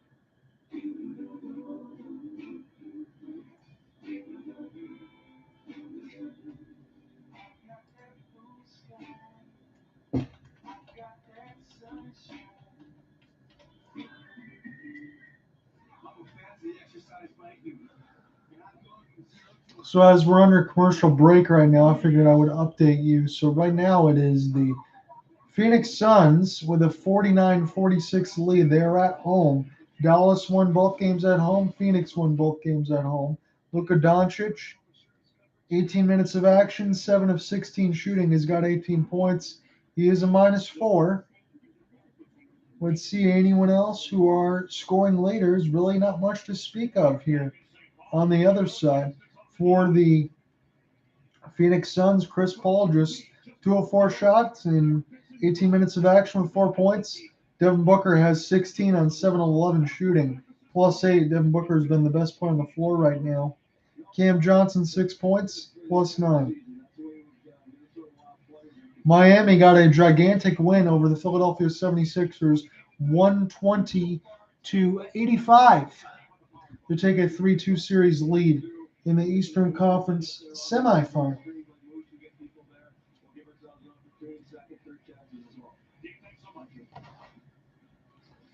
Going to get ready as we're deep into the second period action, just about halfway through. It's still 2-1. There's been no goals here in the second period. Nick Leddy got blasted off the left side boards as Nicolas Delorier and got a piece of that as well. So Minnesota is doing a really good job in this game so far, throwing the body more so than St. Louis has, although I really don't feel like that they've been too intimidated by it. Nick Foligno with 8 hits, Dumaine with 2, and Hartman and Brodin with 1. Hartman is going to go back into the players' bench. 9:23 left to go in the second period. Still set for an offensive zone draw. They had the wrong guy in the draw, did Minnesota, and that's why it took an extra 10 seconds there.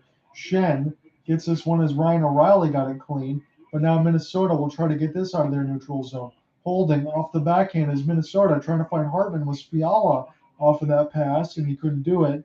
And now this goes back there to the Blues as they get this across the red line. Kyrou was also trying to get in there as well. Minnesota being hounded by an active St. Louis forecheck. Again, 15 shots for the Minnesota Wild, 14 for the St. Louis Blues. A lot of defense here in this second period. Not a lot of offense to speak of, but that's just fine. As far as I'm concerned, you want to see the intensity pick up a little bit after just the crazy goals that we saw in that first period. This has been a little more silenced here and a little more stable as far as pace of play. Dumba and Spurgeon are your defensive pairing right now. Spurgeon will outlet this one here to Greenway. Greenway tried to get this one to Fiala. Fiala was trying to hound Jordan Bennington as he was able to get that around his goal cage and play this out. Tarasenko, nice pass. Lost it there. Tarasenko might be by himself. This is a one-on-one. Hartman fires it, and it goes up wide and out of play. 8:12 left to go in the second period. John, on here with you from St. Paul, Minnesota at the XL Energy Center. This is Game 5 quarterfinal of the West round between the number 2 seeded Minnesota Wild and the number 3 seeded St. Louis Blues. It's really not been much to separate these two teams in the regular season in comparison to the St. Louis Blues having a 3-0 advantage over the Minnesota Wild, and the Minnesota Wild still getting the second seed in the Central over the Blues. In this playoff series, it's been much more competitive. 16 hits for Minnesota. They have a 2-1 goal line advantage, 5 hits for St. Louis. Tarasenko gets this one in deep. Barbashev tries to get this one as this eludes Shen. Thomas. This bounces. Tarasenko can't find it, though. He could have had an open look at, but Marc-Andre Fleury was just able to stack those pads before Tarasenko had a wide open look. Miles Nicholas now. Nikola holds on to this and now gives this one to Saad. Saad outstretched pass too far for Kyrou. Kyrou now with Thomas. Thomas trying to get in there deeper now as Saad is trying to help get this one out. Saad can't find it, and this is going to leave St. Louis Blues here 2-on-1. Spurgeon holding, toe drag, stopped by Binnington, cleared out of the blue paint by the St. Louis defense, and now we're going to try this one more time as Minnesota has this now in their own end. Kyrou, Falk, and the shot gets stopped there by Marc-Andre Fleury. Cleared down the ice. Eriksson Ek still holding, getting across the red line. This is Greenway now toward the right faceoff. That fires, goes high of the glove of Binnington. Spun back around. Greenway gets punished there by Falk. Picked back up by Saad, holding off the backhand. Leaves it out in front of the blue line. And now St. Louis looking for an entry as O'Reilly's just going to clear this one down. Barbashev trying to get on this one. Trying to hold this one in. Slap shot toward the blue line. Stopped there by Fleury and held. And now we got a meeting there. There's Torpachenko and Foligno. Torpachenko and Foligno are now in there now. 6:36 left to go in the second period. John out here with you. Cold Pareko looking on. This was some good defense there. Pareko trying to hold this one off. He lost it there a little bit. Belarusin lost it there, and Spurgeon had a chance, and it was held by Jordan Binnington. So a good chance off the break. Spurgeon turned on the Jets, and Binnington had to make a big-time save. He elected to shoot that one 5-hole, and Binnington was able to close that off before any further danger. It's a defensive zone draw here for the Minnesota Wild. Tyson Yost will take it. Cal Rosen, 6:21 of ice time with one hit. One by Yost. They're trying to get it out of the defensive zone. Yost is on this thing one more time. Hartman will hold off the right side dot, and it gets deflected there. Saved there by Binnington. This goes around the cage of Binnington now as Bertuzzo tries to hold this off. Picked back up by the Blues now. Lost in between a couple of skate and stick blades. This was moved out there by Kyrou. And now this goes back to the Minnesota defense where Spurgeon and Dumba will play catch one more time. Here comes Dumba. Clean entry as he's going to chip and chase this one himself. Bertuzzo gets hit there by Dumba. It's 8 shots for the St. Louis Blues in the second of just 4 for the Minnesota Wild in comparison to 12 and 9 for the favor of the Wild in the first period. Perron gets his shot blocked toward the left post as Marc-Andre Fleury, looking pretty spiffy in those gold goalie pads there, was able to hold that left post and deny Perron that opportunity. 5:45 left to go in the second period. We're going to take a media timeout. Still 2-1 Wild. Come right back. We're going to finish off the second period. Spice up everybody with the new White Hot Ranch Nacho Fries at Taco Bell. We're engineers, we dance for our soul. One of the other big reasons, one of the biggest reasons I use is working with desktops. I go from being a student to being a gamer. Being a legend is the biggest dream. So one of the other things I do, our priorities have changed. I like this. Play my music. It's not just about getting ahead. It's a constant grind. Let me give you that box score for Miami and Philadelphia. Of the basketball game here, Miami took a 3-2 series lead. Again, we're still at halftime between Phoenix and Dallas. Miami had 23 points from Jimmy Butler and 9 for 15 shooting. It was very efficient, a plus 36. So the front line starting 5 Max Strauss had 19. Vincent had 15. PJ Tucker with 10. Bam Adebayo with 12. Bam Adebayo also only had 6 rebounds. Strauss had a double-double with 19 and 10. 4 of 10 from deep. Joel Embiid held to just 17. Tobias Harris with 12. Joel Embiid was a minus 29, so these starters got destroyed. James Harden had just 14 points and 5 of 13 shooting. Certainly does not look like the same player since that trade or throughout the rest of the year.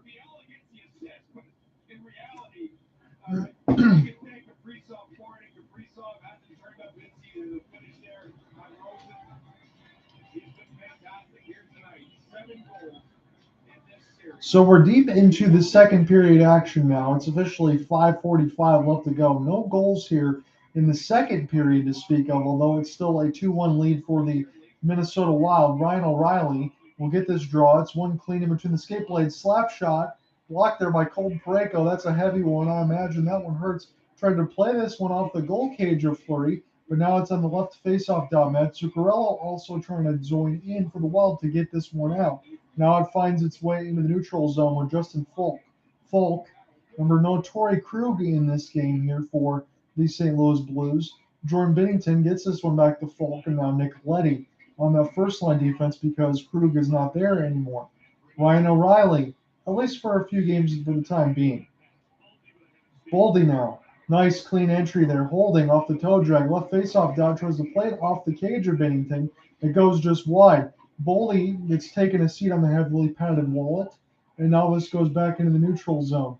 Back on the other side for the Blues, held in off by Perron. Perron now getting worked over there by Joel Eriksson Ek.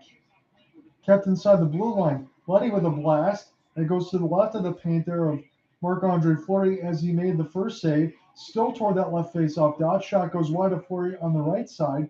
Pick back up one more time, and it's in. It bounced off Fleury and in. I don't know who scored the goal just yet, but I can tell you for sure it is a 2-2 tie. St. Louis Blues have even this one up. 4:32 left to go in the second period. Let's see who that goal is officially going to be for. We're going to check this box score.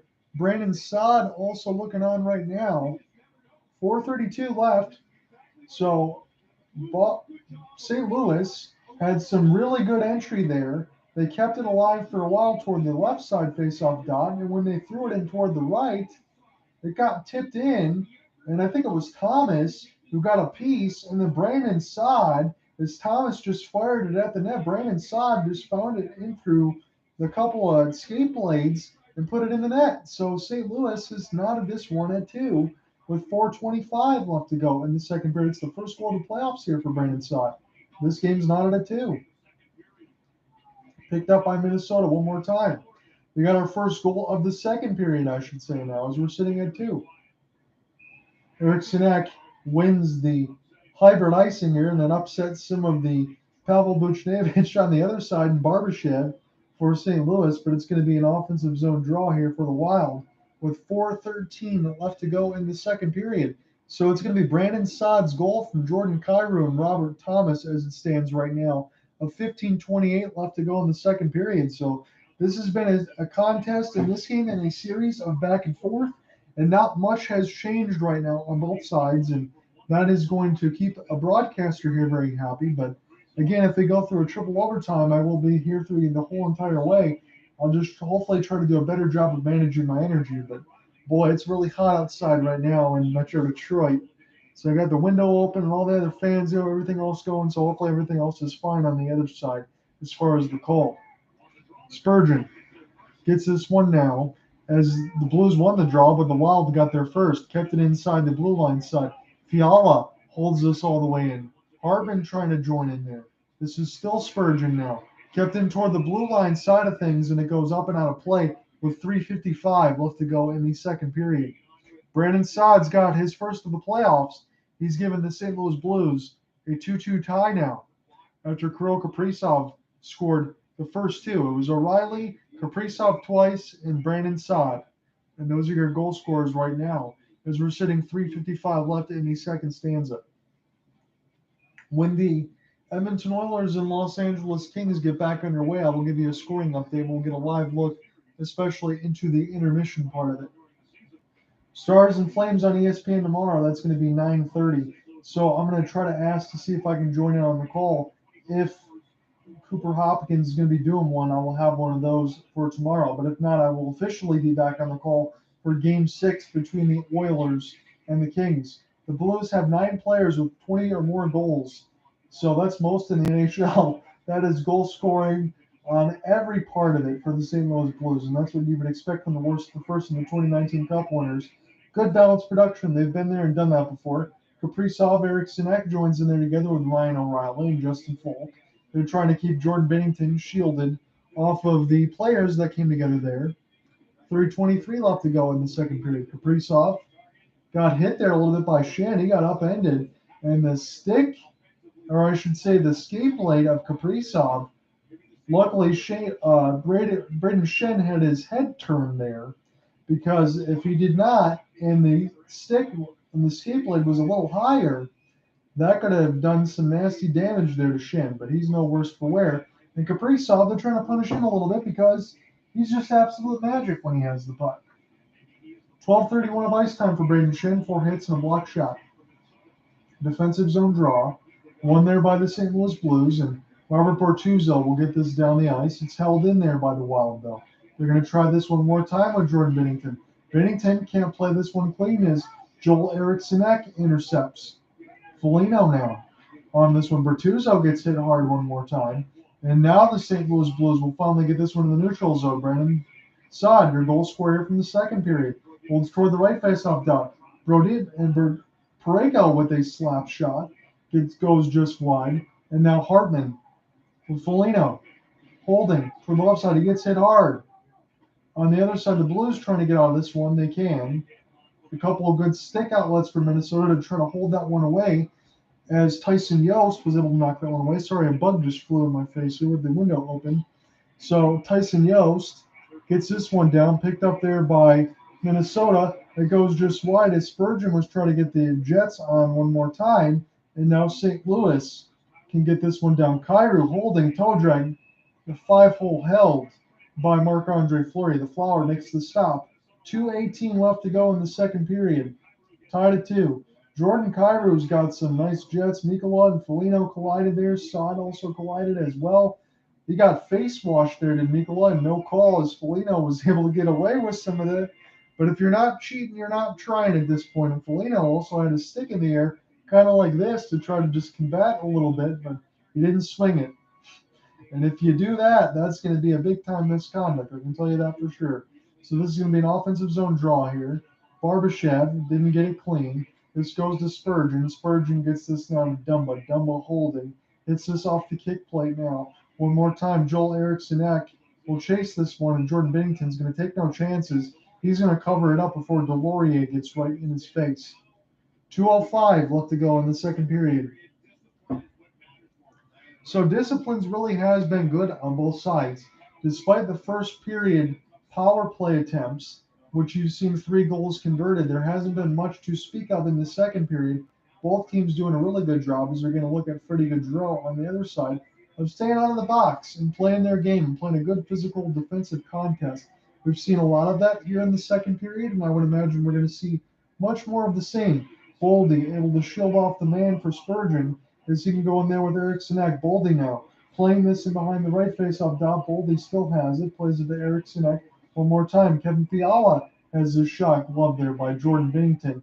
As that was a pretty quick move. He caught it between the 5-hole and immediately gloved it there. So Jordan Binnington's looking confident. As long as he's been able to see it, he's been able to stop it. A pair of Game 5s on ESPN Wednesday and ESPN2. And then, again, Flames Stars will be the late game of Game 5 at 9:30 Eastern.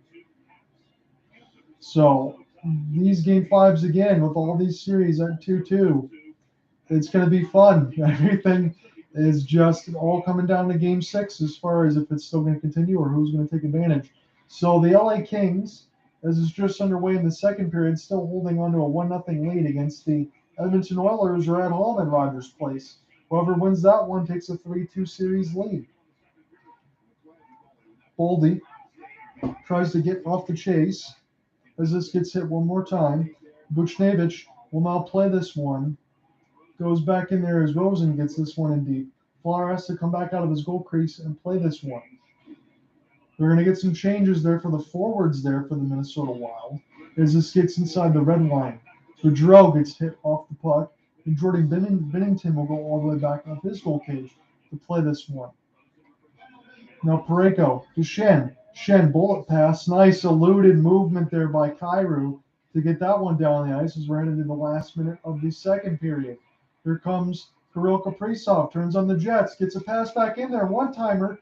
Shot goes wide of Binnington. That was an absolute bullet again. I've said that a lot for Kaprizov. Every time that puck is on his skate blade, it gets off there quick, and he just does not take too much time to get that shot off. It's accurate, and it's very quick. Spurgeon, holding, gets this toward the blue line side. Dumba, going to be able to hold this one more time. Spurgeon now, holding. Kaprizov plays it out in front of the slot. Where is it? It goes just wide of the cage of Binnington. That was a little dangerous there as Kaprizov was able to put on some moves, and Ryan O'Reilly will flutter this one down the ice. And we're going to end the second period tied at 2. It was Brandon Saad, your goal scorer, the only one in the second period, as it was much more of a defensive effort, but that's okay. We're going to see what happens in the third. They've been able to keep Kaprizov in check after he already scored 2. I should point that one out, after he already scored 2. As Minnesota did not score in that second period, we're tied at 2. When we come back, we're going to officially call the third period action. If there's anyone in the Colorcast or YouTube side of it, I will interact with you. If not, come back for the third period action shortly.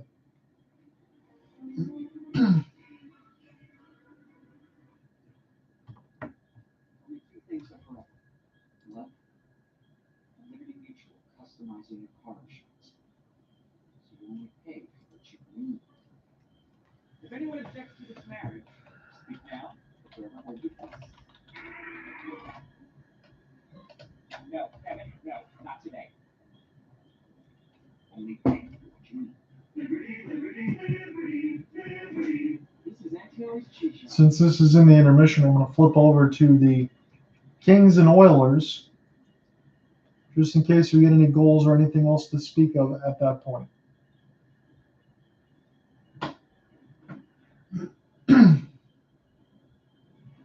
It's 15:49 left to go in the second period. The Edmonton Oilers have just scored on that side. Let me give you that box as well.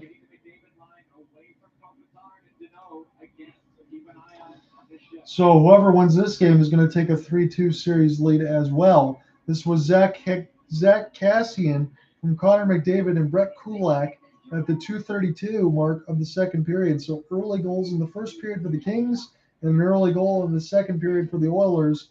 Have this one tied at 1 with 15:40 left to go in the second period as the Oilers trying to take advantage of being at home at Rogers Place.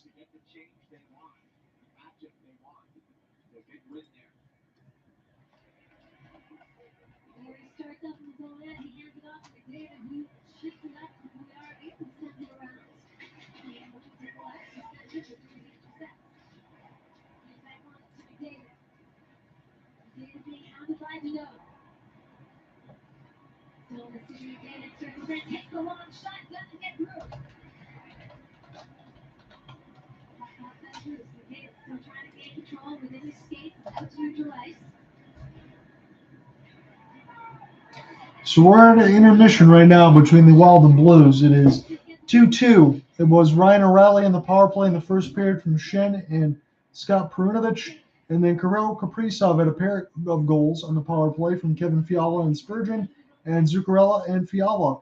It was 15:28 mark where we found our next goal, the tied at 2.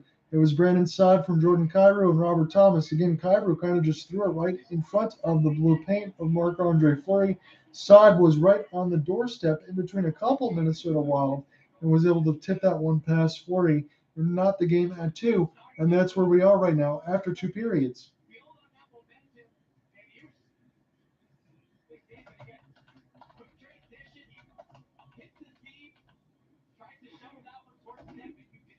It was Saad's first of the playoffs. He sends it across. Here's Bouchard. Sends it down low. That pass is intercepted by the Lot. He keeps working out his future legs. Sends it to on through. Draws it back to Drysdale. He sends it across. Bouchard takes the long shot. Puts it in the same right on the front. Grabs the lifted up. Hold on out. Jonathan Quick just made a tremendous save on the other side for the Edmonton Oilers. Again, I'm going to officially be with the call on that one on Thursday. That's going to be Game 6. So we'll see who takes a 3-2 series lead again. We're going to be saying a lot tomorrow as well. I will not be on the call tomorrow on Colorcast unless I have Cooper Hopkins join me with the Calgary Flames. I know that's his team, so I'd have to be doing a lot of the color stuff and he'd be doing the play-by-play.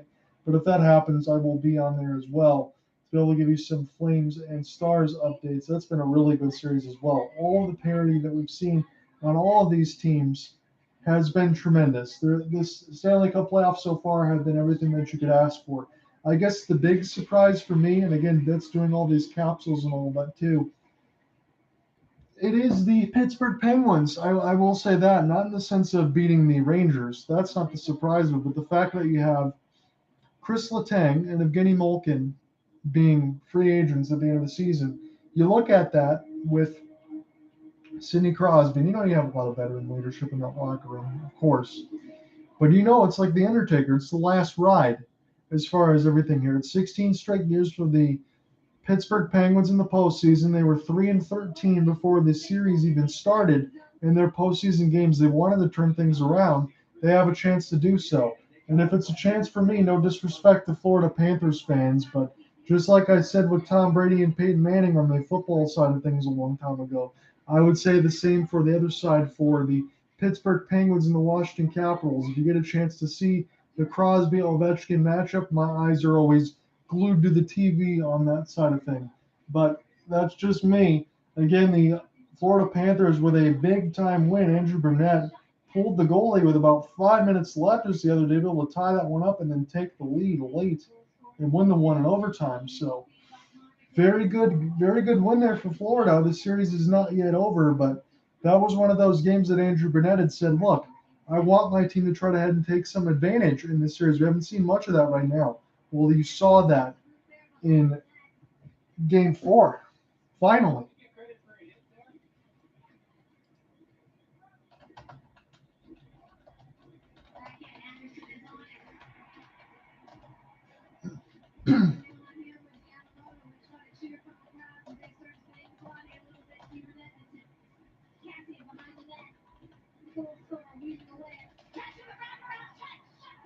Jonathan Quick, another couple monster saves as Cassian is moving his stick blade around, and now he's coming together with a bunch of other players as Matt Roy jumps in, Kawari Yamamoto jumps in, Zach Cassian's got his helmet off.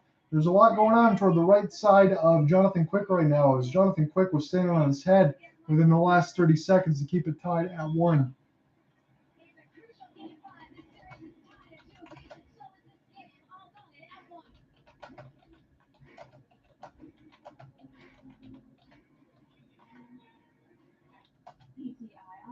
BDFDOBAKAEOB. What's the ETA? It's a BFYI.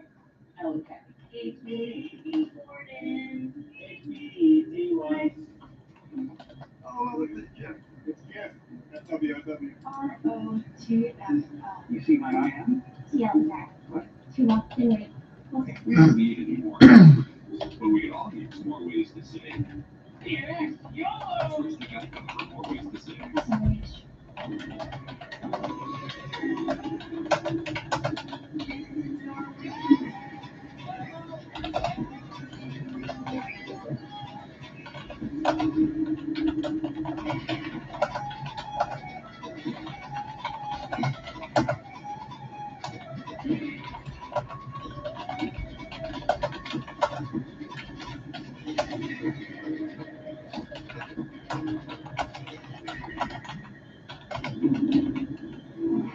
We have something within that sets us apart. We always prevail. Determination powers us. Even when the others. Give me 1 second. I will be right back here.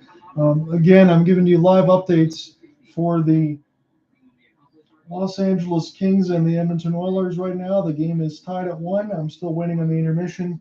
Second intermission at that between the St. Louis Blues and the Minnesota Wild.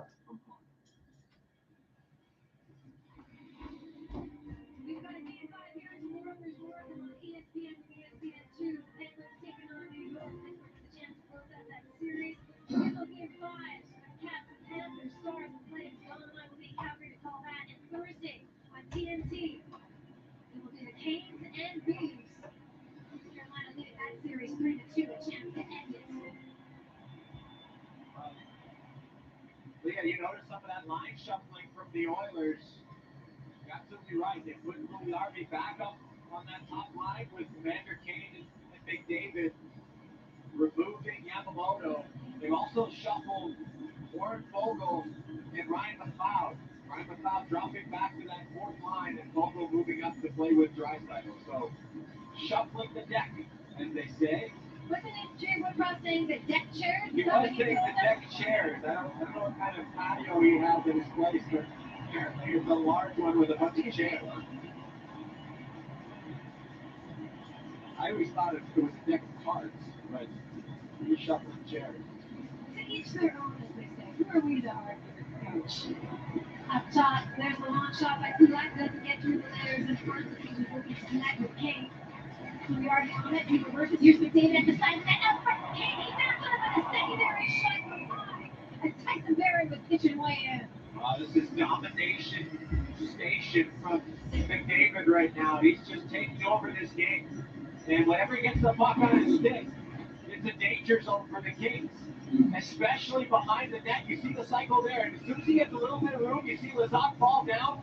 And there's a point-blank opportunity.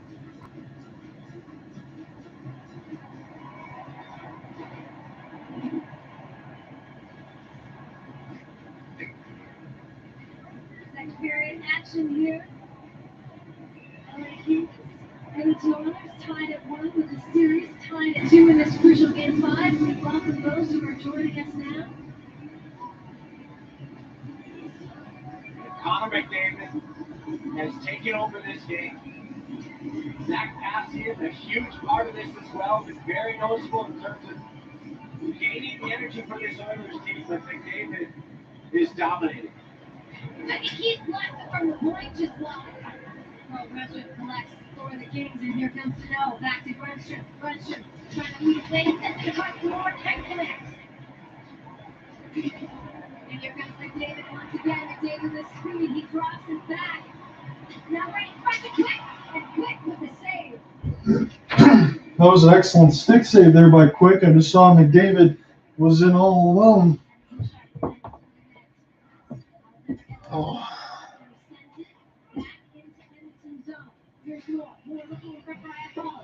I'm going to flip this one right back over again. Smith was down, and it just went wide of the goal crease as well. Again, I'm going to have the official call for Game 6.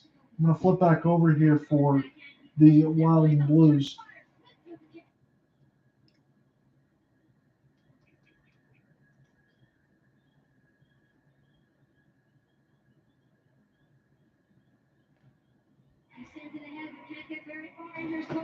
But we got live looking, so we're good right now.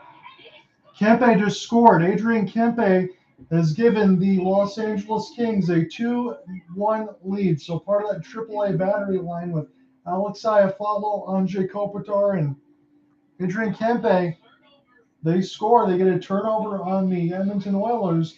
And at the 10:31 mark of the second period, the LA Kings take a big 2-1 lead on the Edmonton Oilers.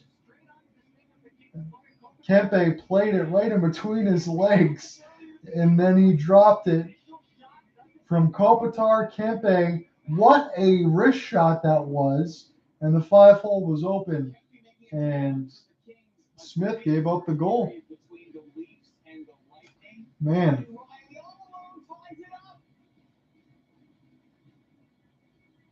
And then it is Willie Nylander, Kelly, that takes the lead for the Leafs. It's the unreal shot, beat the best, and Vasilevsky on the left side. So the Leafs have the 1-goal lead. Yeah, Maple Leafs hold that wrong. Absolutely. So many Maple Leafs fans out there for that watch party. Again, it doesn't matter whether you root for any of the Canadian teams or not. I've said it many times before. With this kind of team, all those other demons, not being able to win a playoff series since 2004, things have got to change at some point. And if you have a team like this and you don't win, Kyle Dubas has to make changes. There's no doubt about it. I mean, there's nothing else that you can do. So there's all kinds of pressure on the Maple Leafs. They find a way to get it done. They take a 3-2 series lead. Austin Matthews gets the game-winning goal. And again, look at all those Maple Leafs fans. We're going to get set here for the third period between the Wild and the Blues here momentarily. Hockey fans show up. And every day, Enterprise helps them do what they do best. They show up, not just for games, but for early morning practice and out-of-town tournaments. They show up for their teams, for each other, and for their communities. And at every level, The NHL Draft Lottery happened today. The Montreal Canadiens got the first pick. New Jersey was second. Coyotes were third. Kraken were fourth. Flyers were fifth. Blue Jackets were sixth. The Chicago Blackhawks from the, let me see if I get this right again, Seth Jones, from the Seth Jones trade, would not get a pick unless it fell to third. Well, it did not, so they're not getting a first round pick. Patrick Marleau just announced his retirement. So, long-time San Jose Shark, Leaf, Penguin, started his career in 97-98. He was one of the good guys, playing for a long time. He just announced his retirement. He has played 1,779 regular season games, the most in NHL history.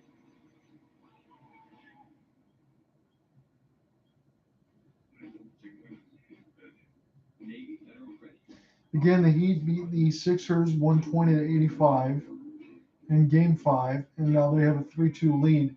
They're probably getting set to dispatch the 76ers, I would guess, unless Joel Embiid can turn into a beast, put the mask back on, and dominate. Harden had 14 points and 5 of 13 shooting. That's just not good enough. And Daryl Morey, again, he wanted to make that big trade to put James Harden back with him. And I mean, I don't know what else to say with that. Again, we talked about that during the NBA trade deadline when I had something on YouTube for that. I said the only way that James Harden trade is going to work out for the Philadelphia 76ers was if they won the whole thing. And I just don't think they're going to be able to do that. I really don't. So I don't understand making the trade one. Again, you have to get rid of Ben Simmons. So that's what happens there on the other side. The Suns are slapping the Mavericks right now, 70-54 with 3:30 left to go in the third quarter. Maybe that's going to go 7 games. Maybe the home team is going to win every game in that series. That's what's happened so far. But the Suns have a 70-54 lead with 3:30 left in the third. Doncic has 24-9. Jalen Brunson, they don't know if he's going to stay or not after the year, has 11 points. Devin Booker with 25, and DeAndre Ayton has 16 points and 8 rebounds for the Suns. A lot of bizarre stuff going on with Chris Paul as well. Celtics and Bucks will be 7 Eastern on Wednesday.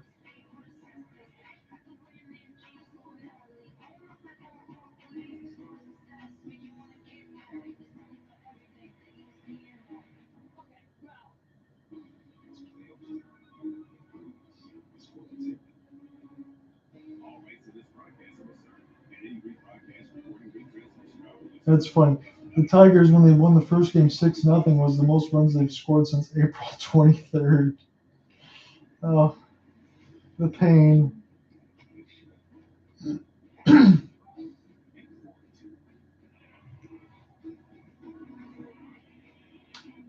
So we're going to get set here for the third period action. It's just going to be set to get underway.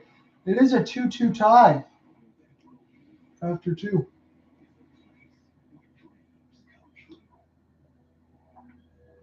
welcome back to the Stanley Cup playoffs on ESPN, presented by Geico. One of these two teams is going to take a major step forward before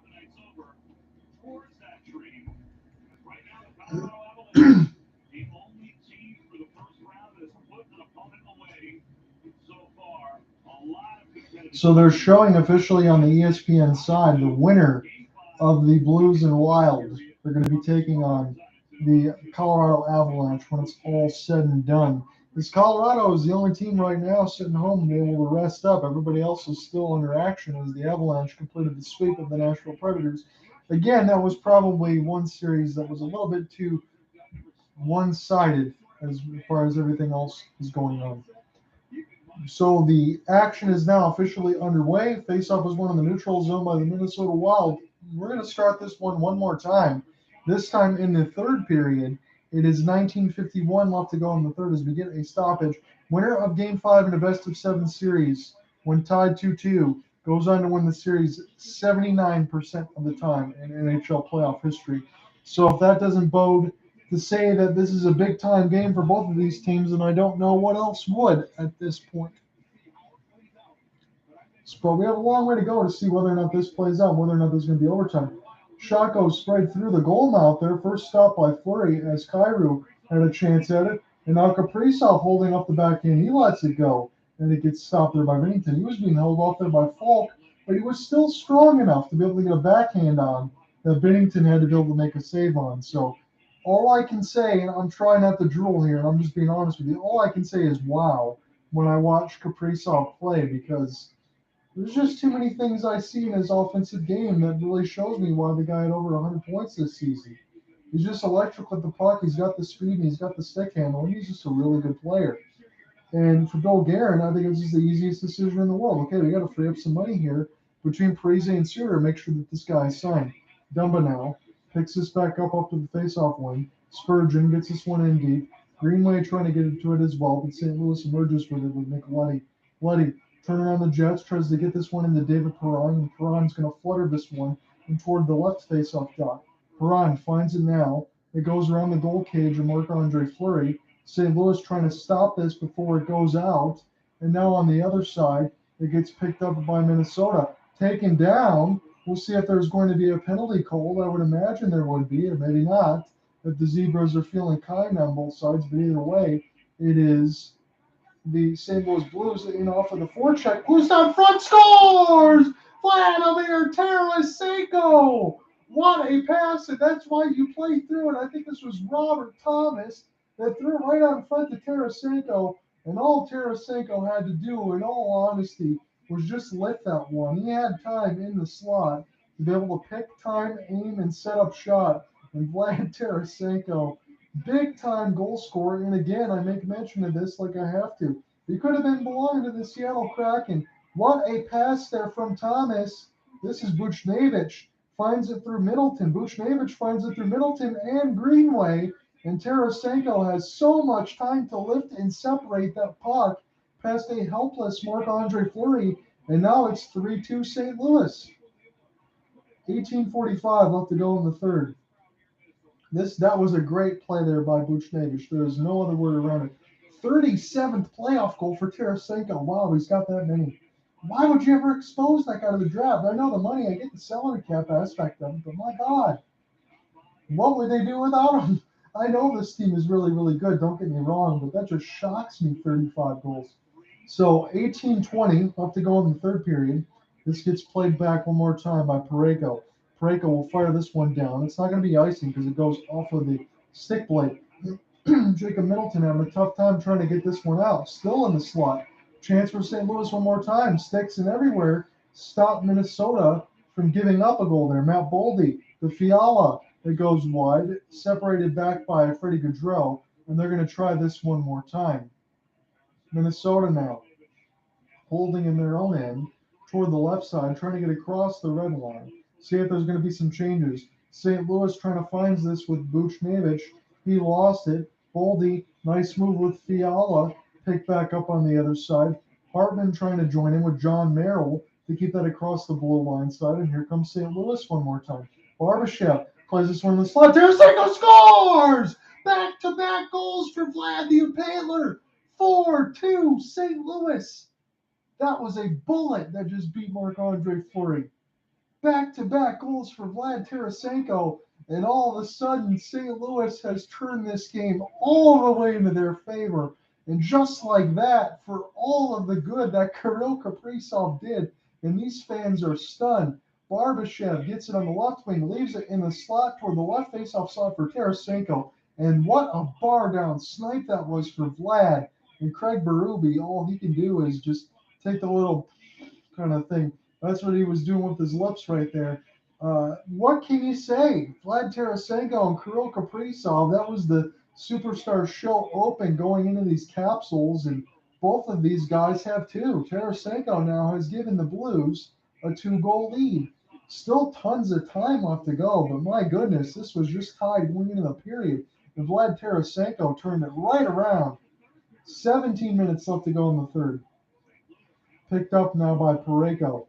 Holding. They got to feel pretty good right now where they are. If they get this result and they get to come back home, back to Enterprise in St. Louis, that's got to feel pretty good. Boldy trying to hold. Dumba now. Yost on the right face-off dot. Yost lost it. Picked up by St. Louis, but got intercepted toward the neutral zone. Dumba will get this one down across the red line. Intercepted by St. Louis now, as they're going to play their way into the neutral zone. They're crossing the Wild logo. Perron holding, plays this around the kick plate, gets this one to Barbashev. Perron now, still trying to do some more work. Hold inside the blue line, and now this goes back into the St. Louis defensive zone. Folk watching over as the body is being held there by Nicoletti. Folk coming in for support. Kirill Kaprizov trying to steal. Loosen for the slot, goes wide of Bennington toward the left faceoff dot. That was a slap shot that I know he couldn't see, but it went wide. Merrill spun around toward the left faceoff dot. He's still trying to hold. The Blues trying to intercept this thing, but the pass is a little too hard as the puck beats back across the red line. And the St. Louis Blues are content to dump this one down the ice. So St. Louis has gotten closer on the shot board. Most importantly for Blues fans, Tarasenko has just scored back-to-back goals. Greenway holding. Zuccarello trying to get across the goal mouth. 2 minutes, 2 goals in a minute and 28 seconds. Slap shot. Goligoski through the screen. Stopped by Bennington. Merrill saves it before it goes off sides. And now Kaprizov's going to have to chase this thing. They got him off the puck there with the help of Folk. Spun around off the kick plate. Picked up by Barbashev. Holding off the backhand. Tried to shoot it around through Fleury. And it gets stopped. 25 shots now for the Wild. 23 shots for St. Louis. St. Louis now enjoying a 4-2 lead, courtesy of back-to-back goals from Vlad Tarasenko in less than a minute and 30 seconds. Marcus Foligno now. Series of moves. Uses the toe drag to get ahead. Falk lost it. Picked back up by Foligno and Greenway one more time and tried to pinch in. Parayko also trying to help toward the right face-off dot.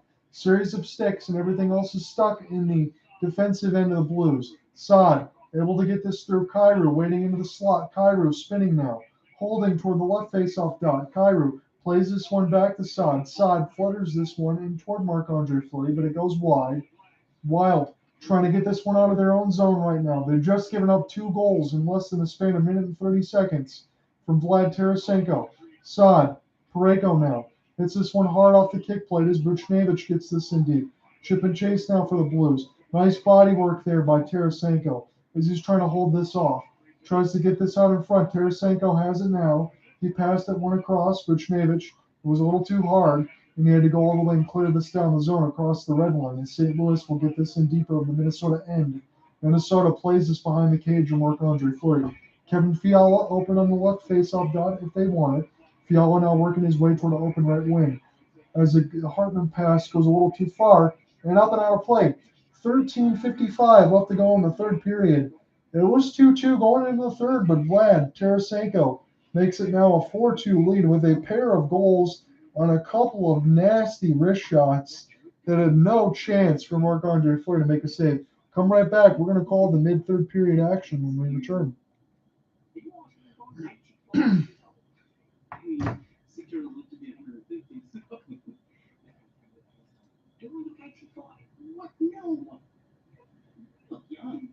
It is now 3-1 LA with 3:07 left to go in the second period. Let me give you your scores.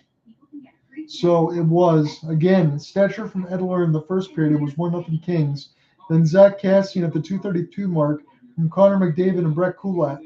Then Adrian Kempe was the one that I gave to you before we had to switch over from Alex Iafallo and Anze Kopitar And then Andreas Athanasiou from Dustin Brown. Again, Dustin Brown, this is going to be his last run here for the Los Angeles Kings. Again, he's one of the cup winners from the 2 times there were Daryl Sutter, who's now at the Calgary Flames.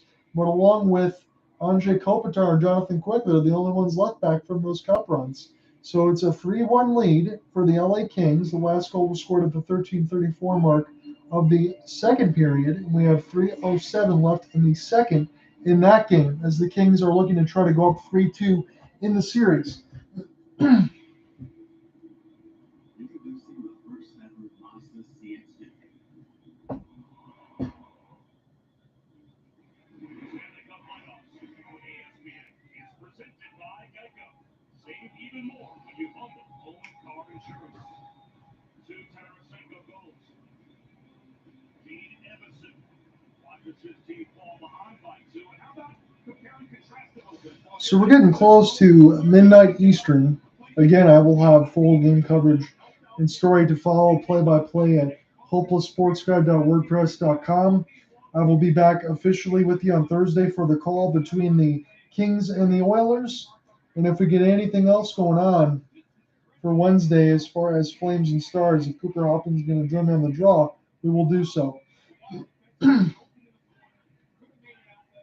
So 13:55 left to go officially into the action now, as the faceoff is one of the neutral zone by the St. Louis Blues.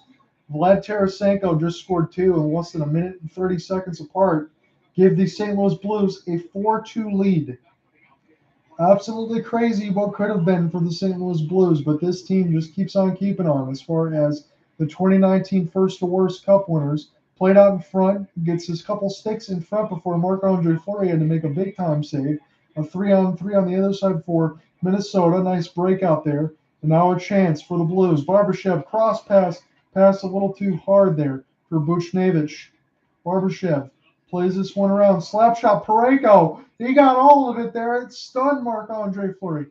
Back toward the left faceoff dot. Now around the goal cage. Buchnevich holding. Gives it back to Parayko. Wrist shot. Blocked. Now picked back up by the Wild. Kevin Fiala gets to it. Kevin Fiala gets this one there for Alex Goligoski. Spin off the kick plate. Intercepted there by Justin Falk, former Carolina Hurricane. Shot right on. Stopped there by Marc-Andre Fleury. The Flyers had to make a couple of big saves there. I don't think he's been too bad in this game, but I do think on the other side, Jordan Binnington might have just been a tad better. But at the point, I would say this for sure, the St. Louis Blues are just playing a much better defensive game plan. And when you get timely goal scoring, that's what matters at this time of year. So the ESPN update, they're showing the Andreas Athanasiou goal. That was just a wide open look toward the left faceoff dot.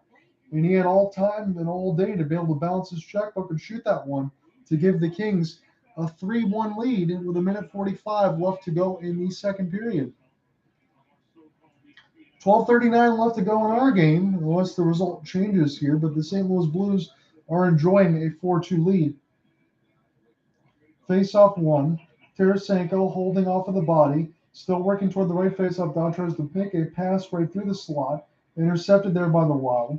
Body down there by Barbashev. Shen. Tarasenko now gets it back to his defensive partners. They're going to hit this one off the kick plate and across the red line, where it goes back to the Minnesota Wild one more time. Dumba now. We'll get this one. Foligno. Greenway now. Trying to chase in there with Ryan O'Reilly. He can't get to it. His Falk will hit this one on the kick plate. It finds David Perron. David Perron plays this out to Jordan Kyrou. Kyrou with Perron of a 2-on-1. Nice move, though. And he had to knock it away to Marc-Andre Fleury as Kyrou tried to play it in between his skates. Here comes Brodin. Jonas Brodin now leaves for Fiala. Greenway trying to get in there with Kirill Kaprizov. Kaprizov fires it into the 5-hole of Binnington. It's stuck on the left side of the post. Binnington was able to hold that one strong. Kirill emerges with it. Middleton now holding. He gets it now, Middleton. Fires it into the traffic. Fought out there by Binnington with the goal stick. Picked up one more time by Falk. And they'll just backhand this one down the ice. And Middleton will play this one with Spurgeon. Around the kick plate now. Hartman will get to this here for the Wild. Toward the left faceoff dot and catapult this around the boards one more time. That's Zuccarello. Kirill is going to shoot this one. Stopped there by Binnington. Played out in front of the goal mouth. And St. Louis was able to get this one down across the red line. And Minnesota is going to have to reset this one more time with Matt Zuccarello.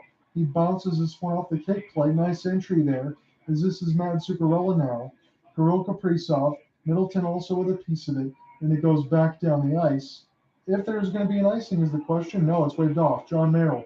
He lost it there. Good forecheck there by the St. Louis Blues. They're able to hold that in. Spun it around now. Minnesota intercepts with Jared Spurgeon, trying to work their way with Matt Zuccarello, holding off the backhand. He lost it. It was kept in the blue line with a couple of stick checks, looking for a breakout pass. Was trying to find Jordan Kyrou. Kyrou, first to get on this, he's using the body to hold up the puck expertly there. And now Fiala tries to race to this one first. St. Louis will get to it though. Backhand this one off the boards. And now this goes back to Jonas Brodin. Jonas Brodin is going to play it to his defensive partner right now. Minnesota still with this thing as they're crossing the logo. Jonas Brodin with Dumba. Shot goes right on. He gets stopped there by Binnington as it was loose out toward the left faceoff dot, but was asked and answered there by Binnington. Fiala. Greenway now. Holding off the back with Frederick Gaudreau. He's back in his own end. Gives it back there to Dumba. Dumba one more time has to go all the way back there with Jonas Brodin. Brodin now holding. He gives it all the way across to Dumba now. Dumba trying to work through a check. He does, but Minnesota lost puck possession. Picked back up by Fiala. Fiala now getting hounded there by three different St. Louis Blues. Joel Eriksson Ek trying to pry this one loose. He does momentarily, but Pavel Buchnevich now waiting in toward the left side can get this puck and chase in as it gets dumped inside. Picked back up by Hartman. Hartman trying to hold off in their own defensive zone toward the right faceoff dot. Less than halfway of the third period left to go here. St. Louis Blues 4, Minnesota Wild 2. This is series tied at 2. This is Game 5 at Xcel Energy Center. John out here with you for the Western Conference quarterfinal. Minnesota looking for some offense. Greenway trying to play this one into the slot. Pass gets blocked off nicely by the St. Louis Blues. They played some excellent defense from the second and third. Perron trying to use his leverage in his body to fight off Eriksson Ek. He gets the puck now. What a great play there. Shen will get this wide. They got plenty of room to shoot and wear this one. Stopped in front of the traffic there from the Wild. Eriksson Ek waits on the back end of it. He played some great defense there as he alertly found his position and got that one clear. That's a embodiment of a 200-foot forward there. Able to play both sides of the ice. Falk, bounce pass. The bomb was a little too hard there. This goes back into the defensive zone. Now this goes back behind the cage of Jordan Binnington. Saad trying to get the breakout, and he gets it clean toward the left faceoff dot. Now let's just spin around and wait for some help. Still working his way. Holding off into the forehand. He still got it, though. Back into the front of the blue paint. And Minnesota picks this up. Brandon Saad has used his body and positioning well there. Brodin, diagonal dump in there for Tyson Yost. Fought off the puck there. Greenway trying to get a piece of that as well. Minnesota starting to run out of time a little bit, although there's still 7:45 left to go in the third. 30 shots to 27 in favor of Minnesota, but I think St. Louis has had the better of the opportunities, and that's why they have a 4-2 shot advantage. Their defense has been stellar in the second and third, especially here, for a series that has been too close to call at this point. St. Louis, Brodin, nice lift there. Saad. You get this one across the red line and get it down the ice. Where Marc-Andre Fleury will calmly play this one and leave this one to Kirill the Thrill. Nice backhand skate entry. That's a hold L2 right there on the NHL side of the video game. Pick back up there, Dumba. Left for Spurgeon now. On the other side, Kaprizov still trying to get to this thing. Hartman also trying to get in there. Kaprizov, Zuccarello. It goes in behind the goal mouth. Still picked up by Minnesota. This goes back into the blue line. Brodin gets his shot blocked, but it's in behind the cage of Binnington right now. It's in toward the left faceoff dot. Down to 6:50 left to go in the third period. Picked up by Nicoletti now. Tarasenko has a 3-on-2 if he can get that over there. Finds it, but picked up by the Wild just before things got dangerous toward the right faceoff dot. St. Louis needs to make some changes. David Perron's going to stay on there as he tries to guard Kirill Kaprizov. Picked up there by Letty as he gets this one across the red line. And now Minnesota can reset one more time. Jacob Middleton is the open D-man. We just ended the second period between LA and Edmonton at Rogers Center. Rogers Place, it's 3-1. LA with the lead after 2. 6:16 left to go in this contest, though. St. Louis up 4-2. Middleton now has to go all the way back. Spurgeon to Middleton. Middleton having to use his body to shield off the check. Stolen there by St. Louis. Good forecheck there. Fought off through by Fleury as he held that left post. Now Braden Shin will get this one deeper with Ryan O'Reilly. Ryan O'Reilly now still doing some work off the backhand. Leaves this one for Buchnevich and Parachenko. Parachenko now gets this one across the right face-off dot as it circles around the cage. Tyler Bozak is getting some time on that fourth line right now. Barbashev also in there. Minnesota hemmed in their own end right now. They're having trouble trying to get anything going. St. Louis has absolutely shut a lot of this stuff down from the mid of the second period and the third period going on, especially. Icing is called against the Minnesota Wild, so they cannot change as Colton Parayko gets a clean touch with 5:26 left to go in the third period. So this has been a great contest so far.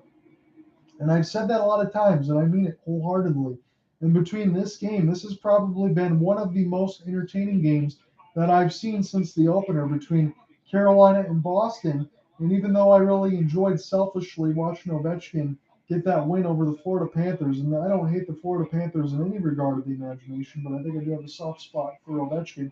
Kyrou plays it in front for the St. Louis Blues, and the shot goes wide. But this game, certainly between the St. Louis Blues and the Minnesota Wild, has been as advertised right now. Everybody was saying 7 besides all the fans, and it looks like it might be the case, unless we have a change in goal totals here. Falk, it's his shot. Fought off by Fleury, but he tried to bank it in. He couldn't hold it, did Jordan Kyrou, and Fleury had to dodge some danger there. He dodged some bullets. 4:40 left to go in the third period. John Andre with you from Excel Energy Center. It is the St. Louis Blues 4 and the Minnesota Wild 2. We're going to see who's going to take a 3-2 series advantage right now. This could be big for the St. Louis Blues right now because Game 6 will be in the Arch. Gets blasted and blocked. Now picked back up by Brodin. Jonas Brodin trying to get this out of his own end to Jared Greenway now. Greenway trying to drop this one to Nick Foligno. Played in the slot off the backhand, trying to get an extra pass across. St. Louis Blues bodies are down. It's a 2-on-2 the other way. Trying to be held there by Kyrou. He's fought off strongly there by Jonas Brodin as we're down to 4 minutes left to go in the third period. Time is going against the Wild right now. It's going to have to be a Wild finish for them to be able to turn things around. Kirill Kaprizov already has 2 in this game, both in the first period on the power play.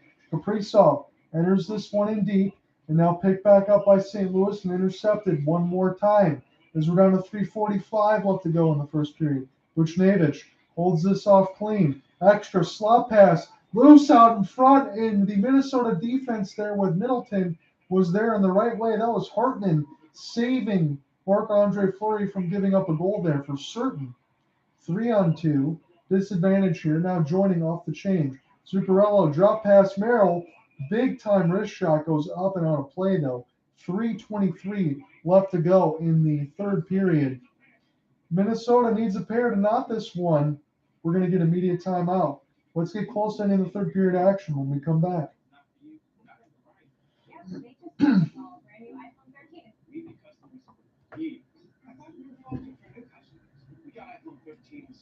Switched to Verizon 2 minutes ago. Ours was busted, and we still got a shiny new one. Check it out. So wait, everybody gets the same rate. I think that's the point.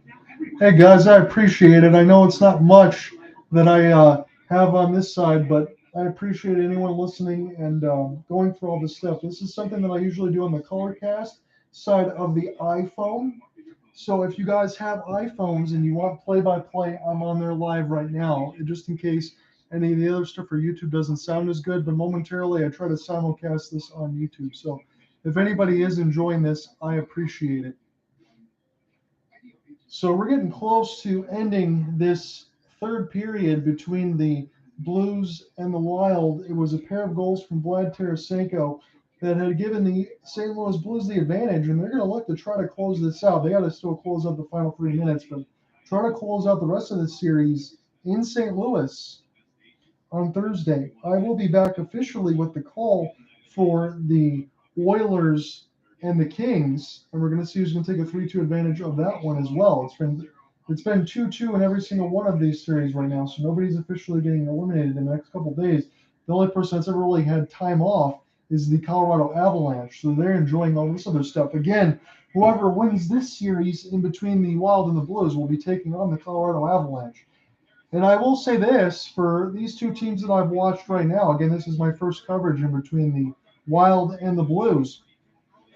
Colorado, again, I understand how much they can score, but both of the defense and the intensity between these two teams, it should be a very entertaining series, a much more competitive one at that than the fact of the Nashville Predators, who really didn't have a chance at that point. So we're officially getting set to get back into the action at the 3:23 mark. Marc-Andre Fleury has vacated the goal crease. Extra man out there for the Wild. They win the faceoff. The slap shot gets bombed by Spurgeon and saved by Binnington. It's down in the neutral zone right now. St. Louis trying to get on this thing. The Wild need a goal. They stop it from going across the goal mouth. And Minnesota has this thing in their own end. There is 3 minutes left to go. Extra attacker on right now for the Wild. They've got to do it all to try to tie this up with 2:50 left to go in the contest. Spurgeon in there deep with Eriksson. It goes around the goal cage. This is cleared down in the neutral zone, but Minnesota gets on this thing one more time. Down to 2:35 left to go in the contest. Battled all in between Kaprizov. Sticks and skates everywhere. And now it goes up and out of play. So we're going to have a neutral zone face-off. 2:35 left to go. Minnesota had to pull the net there for Marc-Andre Fleury to try to do anything they can. And again, if you're watching any of the games on yesterday with Andrew Brunette, he pulled down one with 5 minutes left to go. So at the 4-minute mark, there really shouldn't be any surprise. At the 5-minute mark, maybe. But the Wild fans are still active and they're happy right now. They have an offensive zone draw. They need to win this one and get some shots on Binnington. They do. They get this around there for Middleton. Fires it into the traffic, and Binnington saw it all the way. And Minnesota's going to try this one more time. Alex Goligoski was also out there as well. So it is 31 shots for Minnesota. Again, the net is pulled, and they have the extra attacker. 29 shots for the St. Louis Blues. 2:30 left to go in the contest. I will officially be back with you on Thursday night. That is a 10 p.m. Eastern start between the Oilers and the Kings. And then we're just going to try to go through once again. We hit the second round and all of that. Again, I may be here tomorrow if I get a call with the Flames and the Stars with Cooper Hopkins, but if not, I will be back on Thursday. I've enjoyed this game very, very much. 2:29 left to go. This is Hartman being opposed now. Hartman wins the draw. It goes in between the skates where St. Louis can find it, though. They're playing it for the empty net, and they hit the crossbar. So Minnesota is still alive. It went off the crossbar and down the ice as close as you could possibly get to icing this game, so to speak. And it's just an icing off the left side of the bar.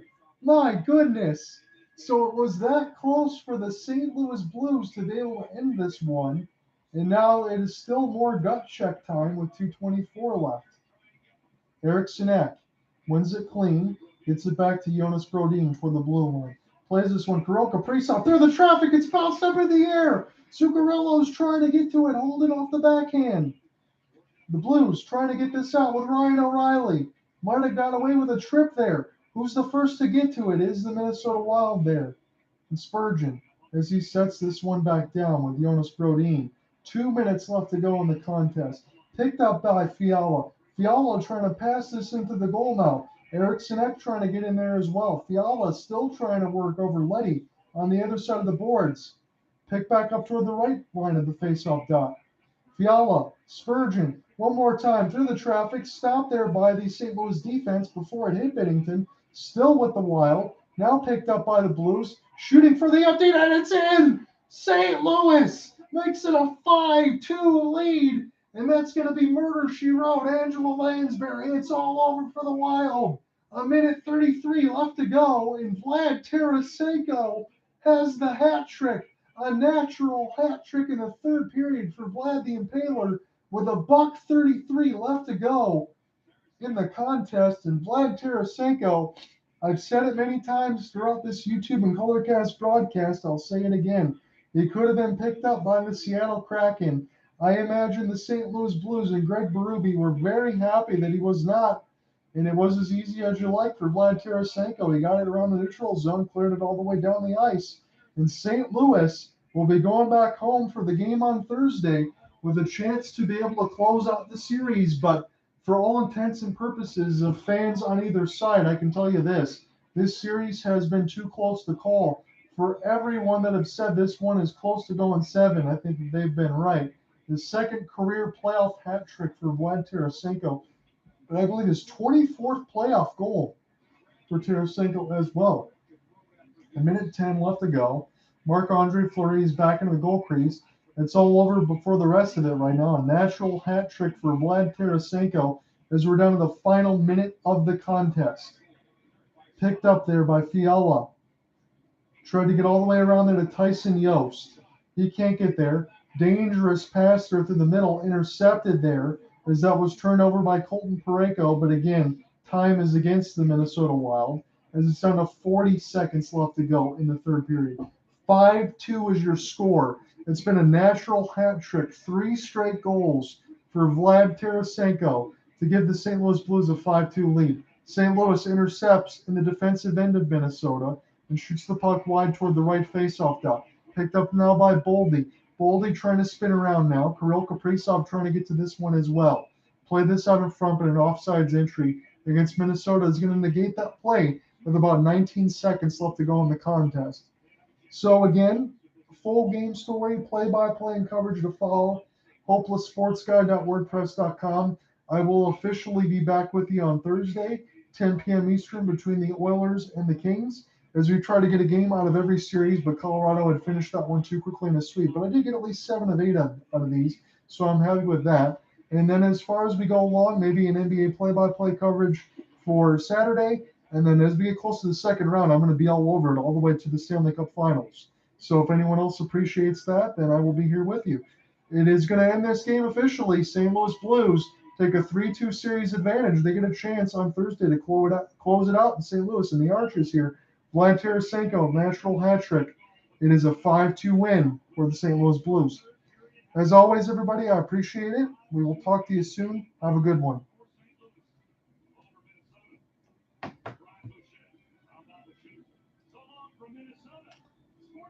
Thank you, everybody. I appreciate it.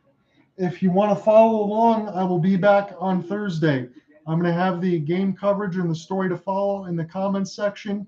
So anyone else follow along, give me a follow. I'm going to follow you. So I'll be back here Thursday about 10 p.m. Eastern when you're playing against the Kings and the Oilers for Game 6. I appreciate it, guys. Have a good one. I will talk to you soon. You win game 5 in the 2-2 series, you win 82% of the time. Only one thing that can top any of these.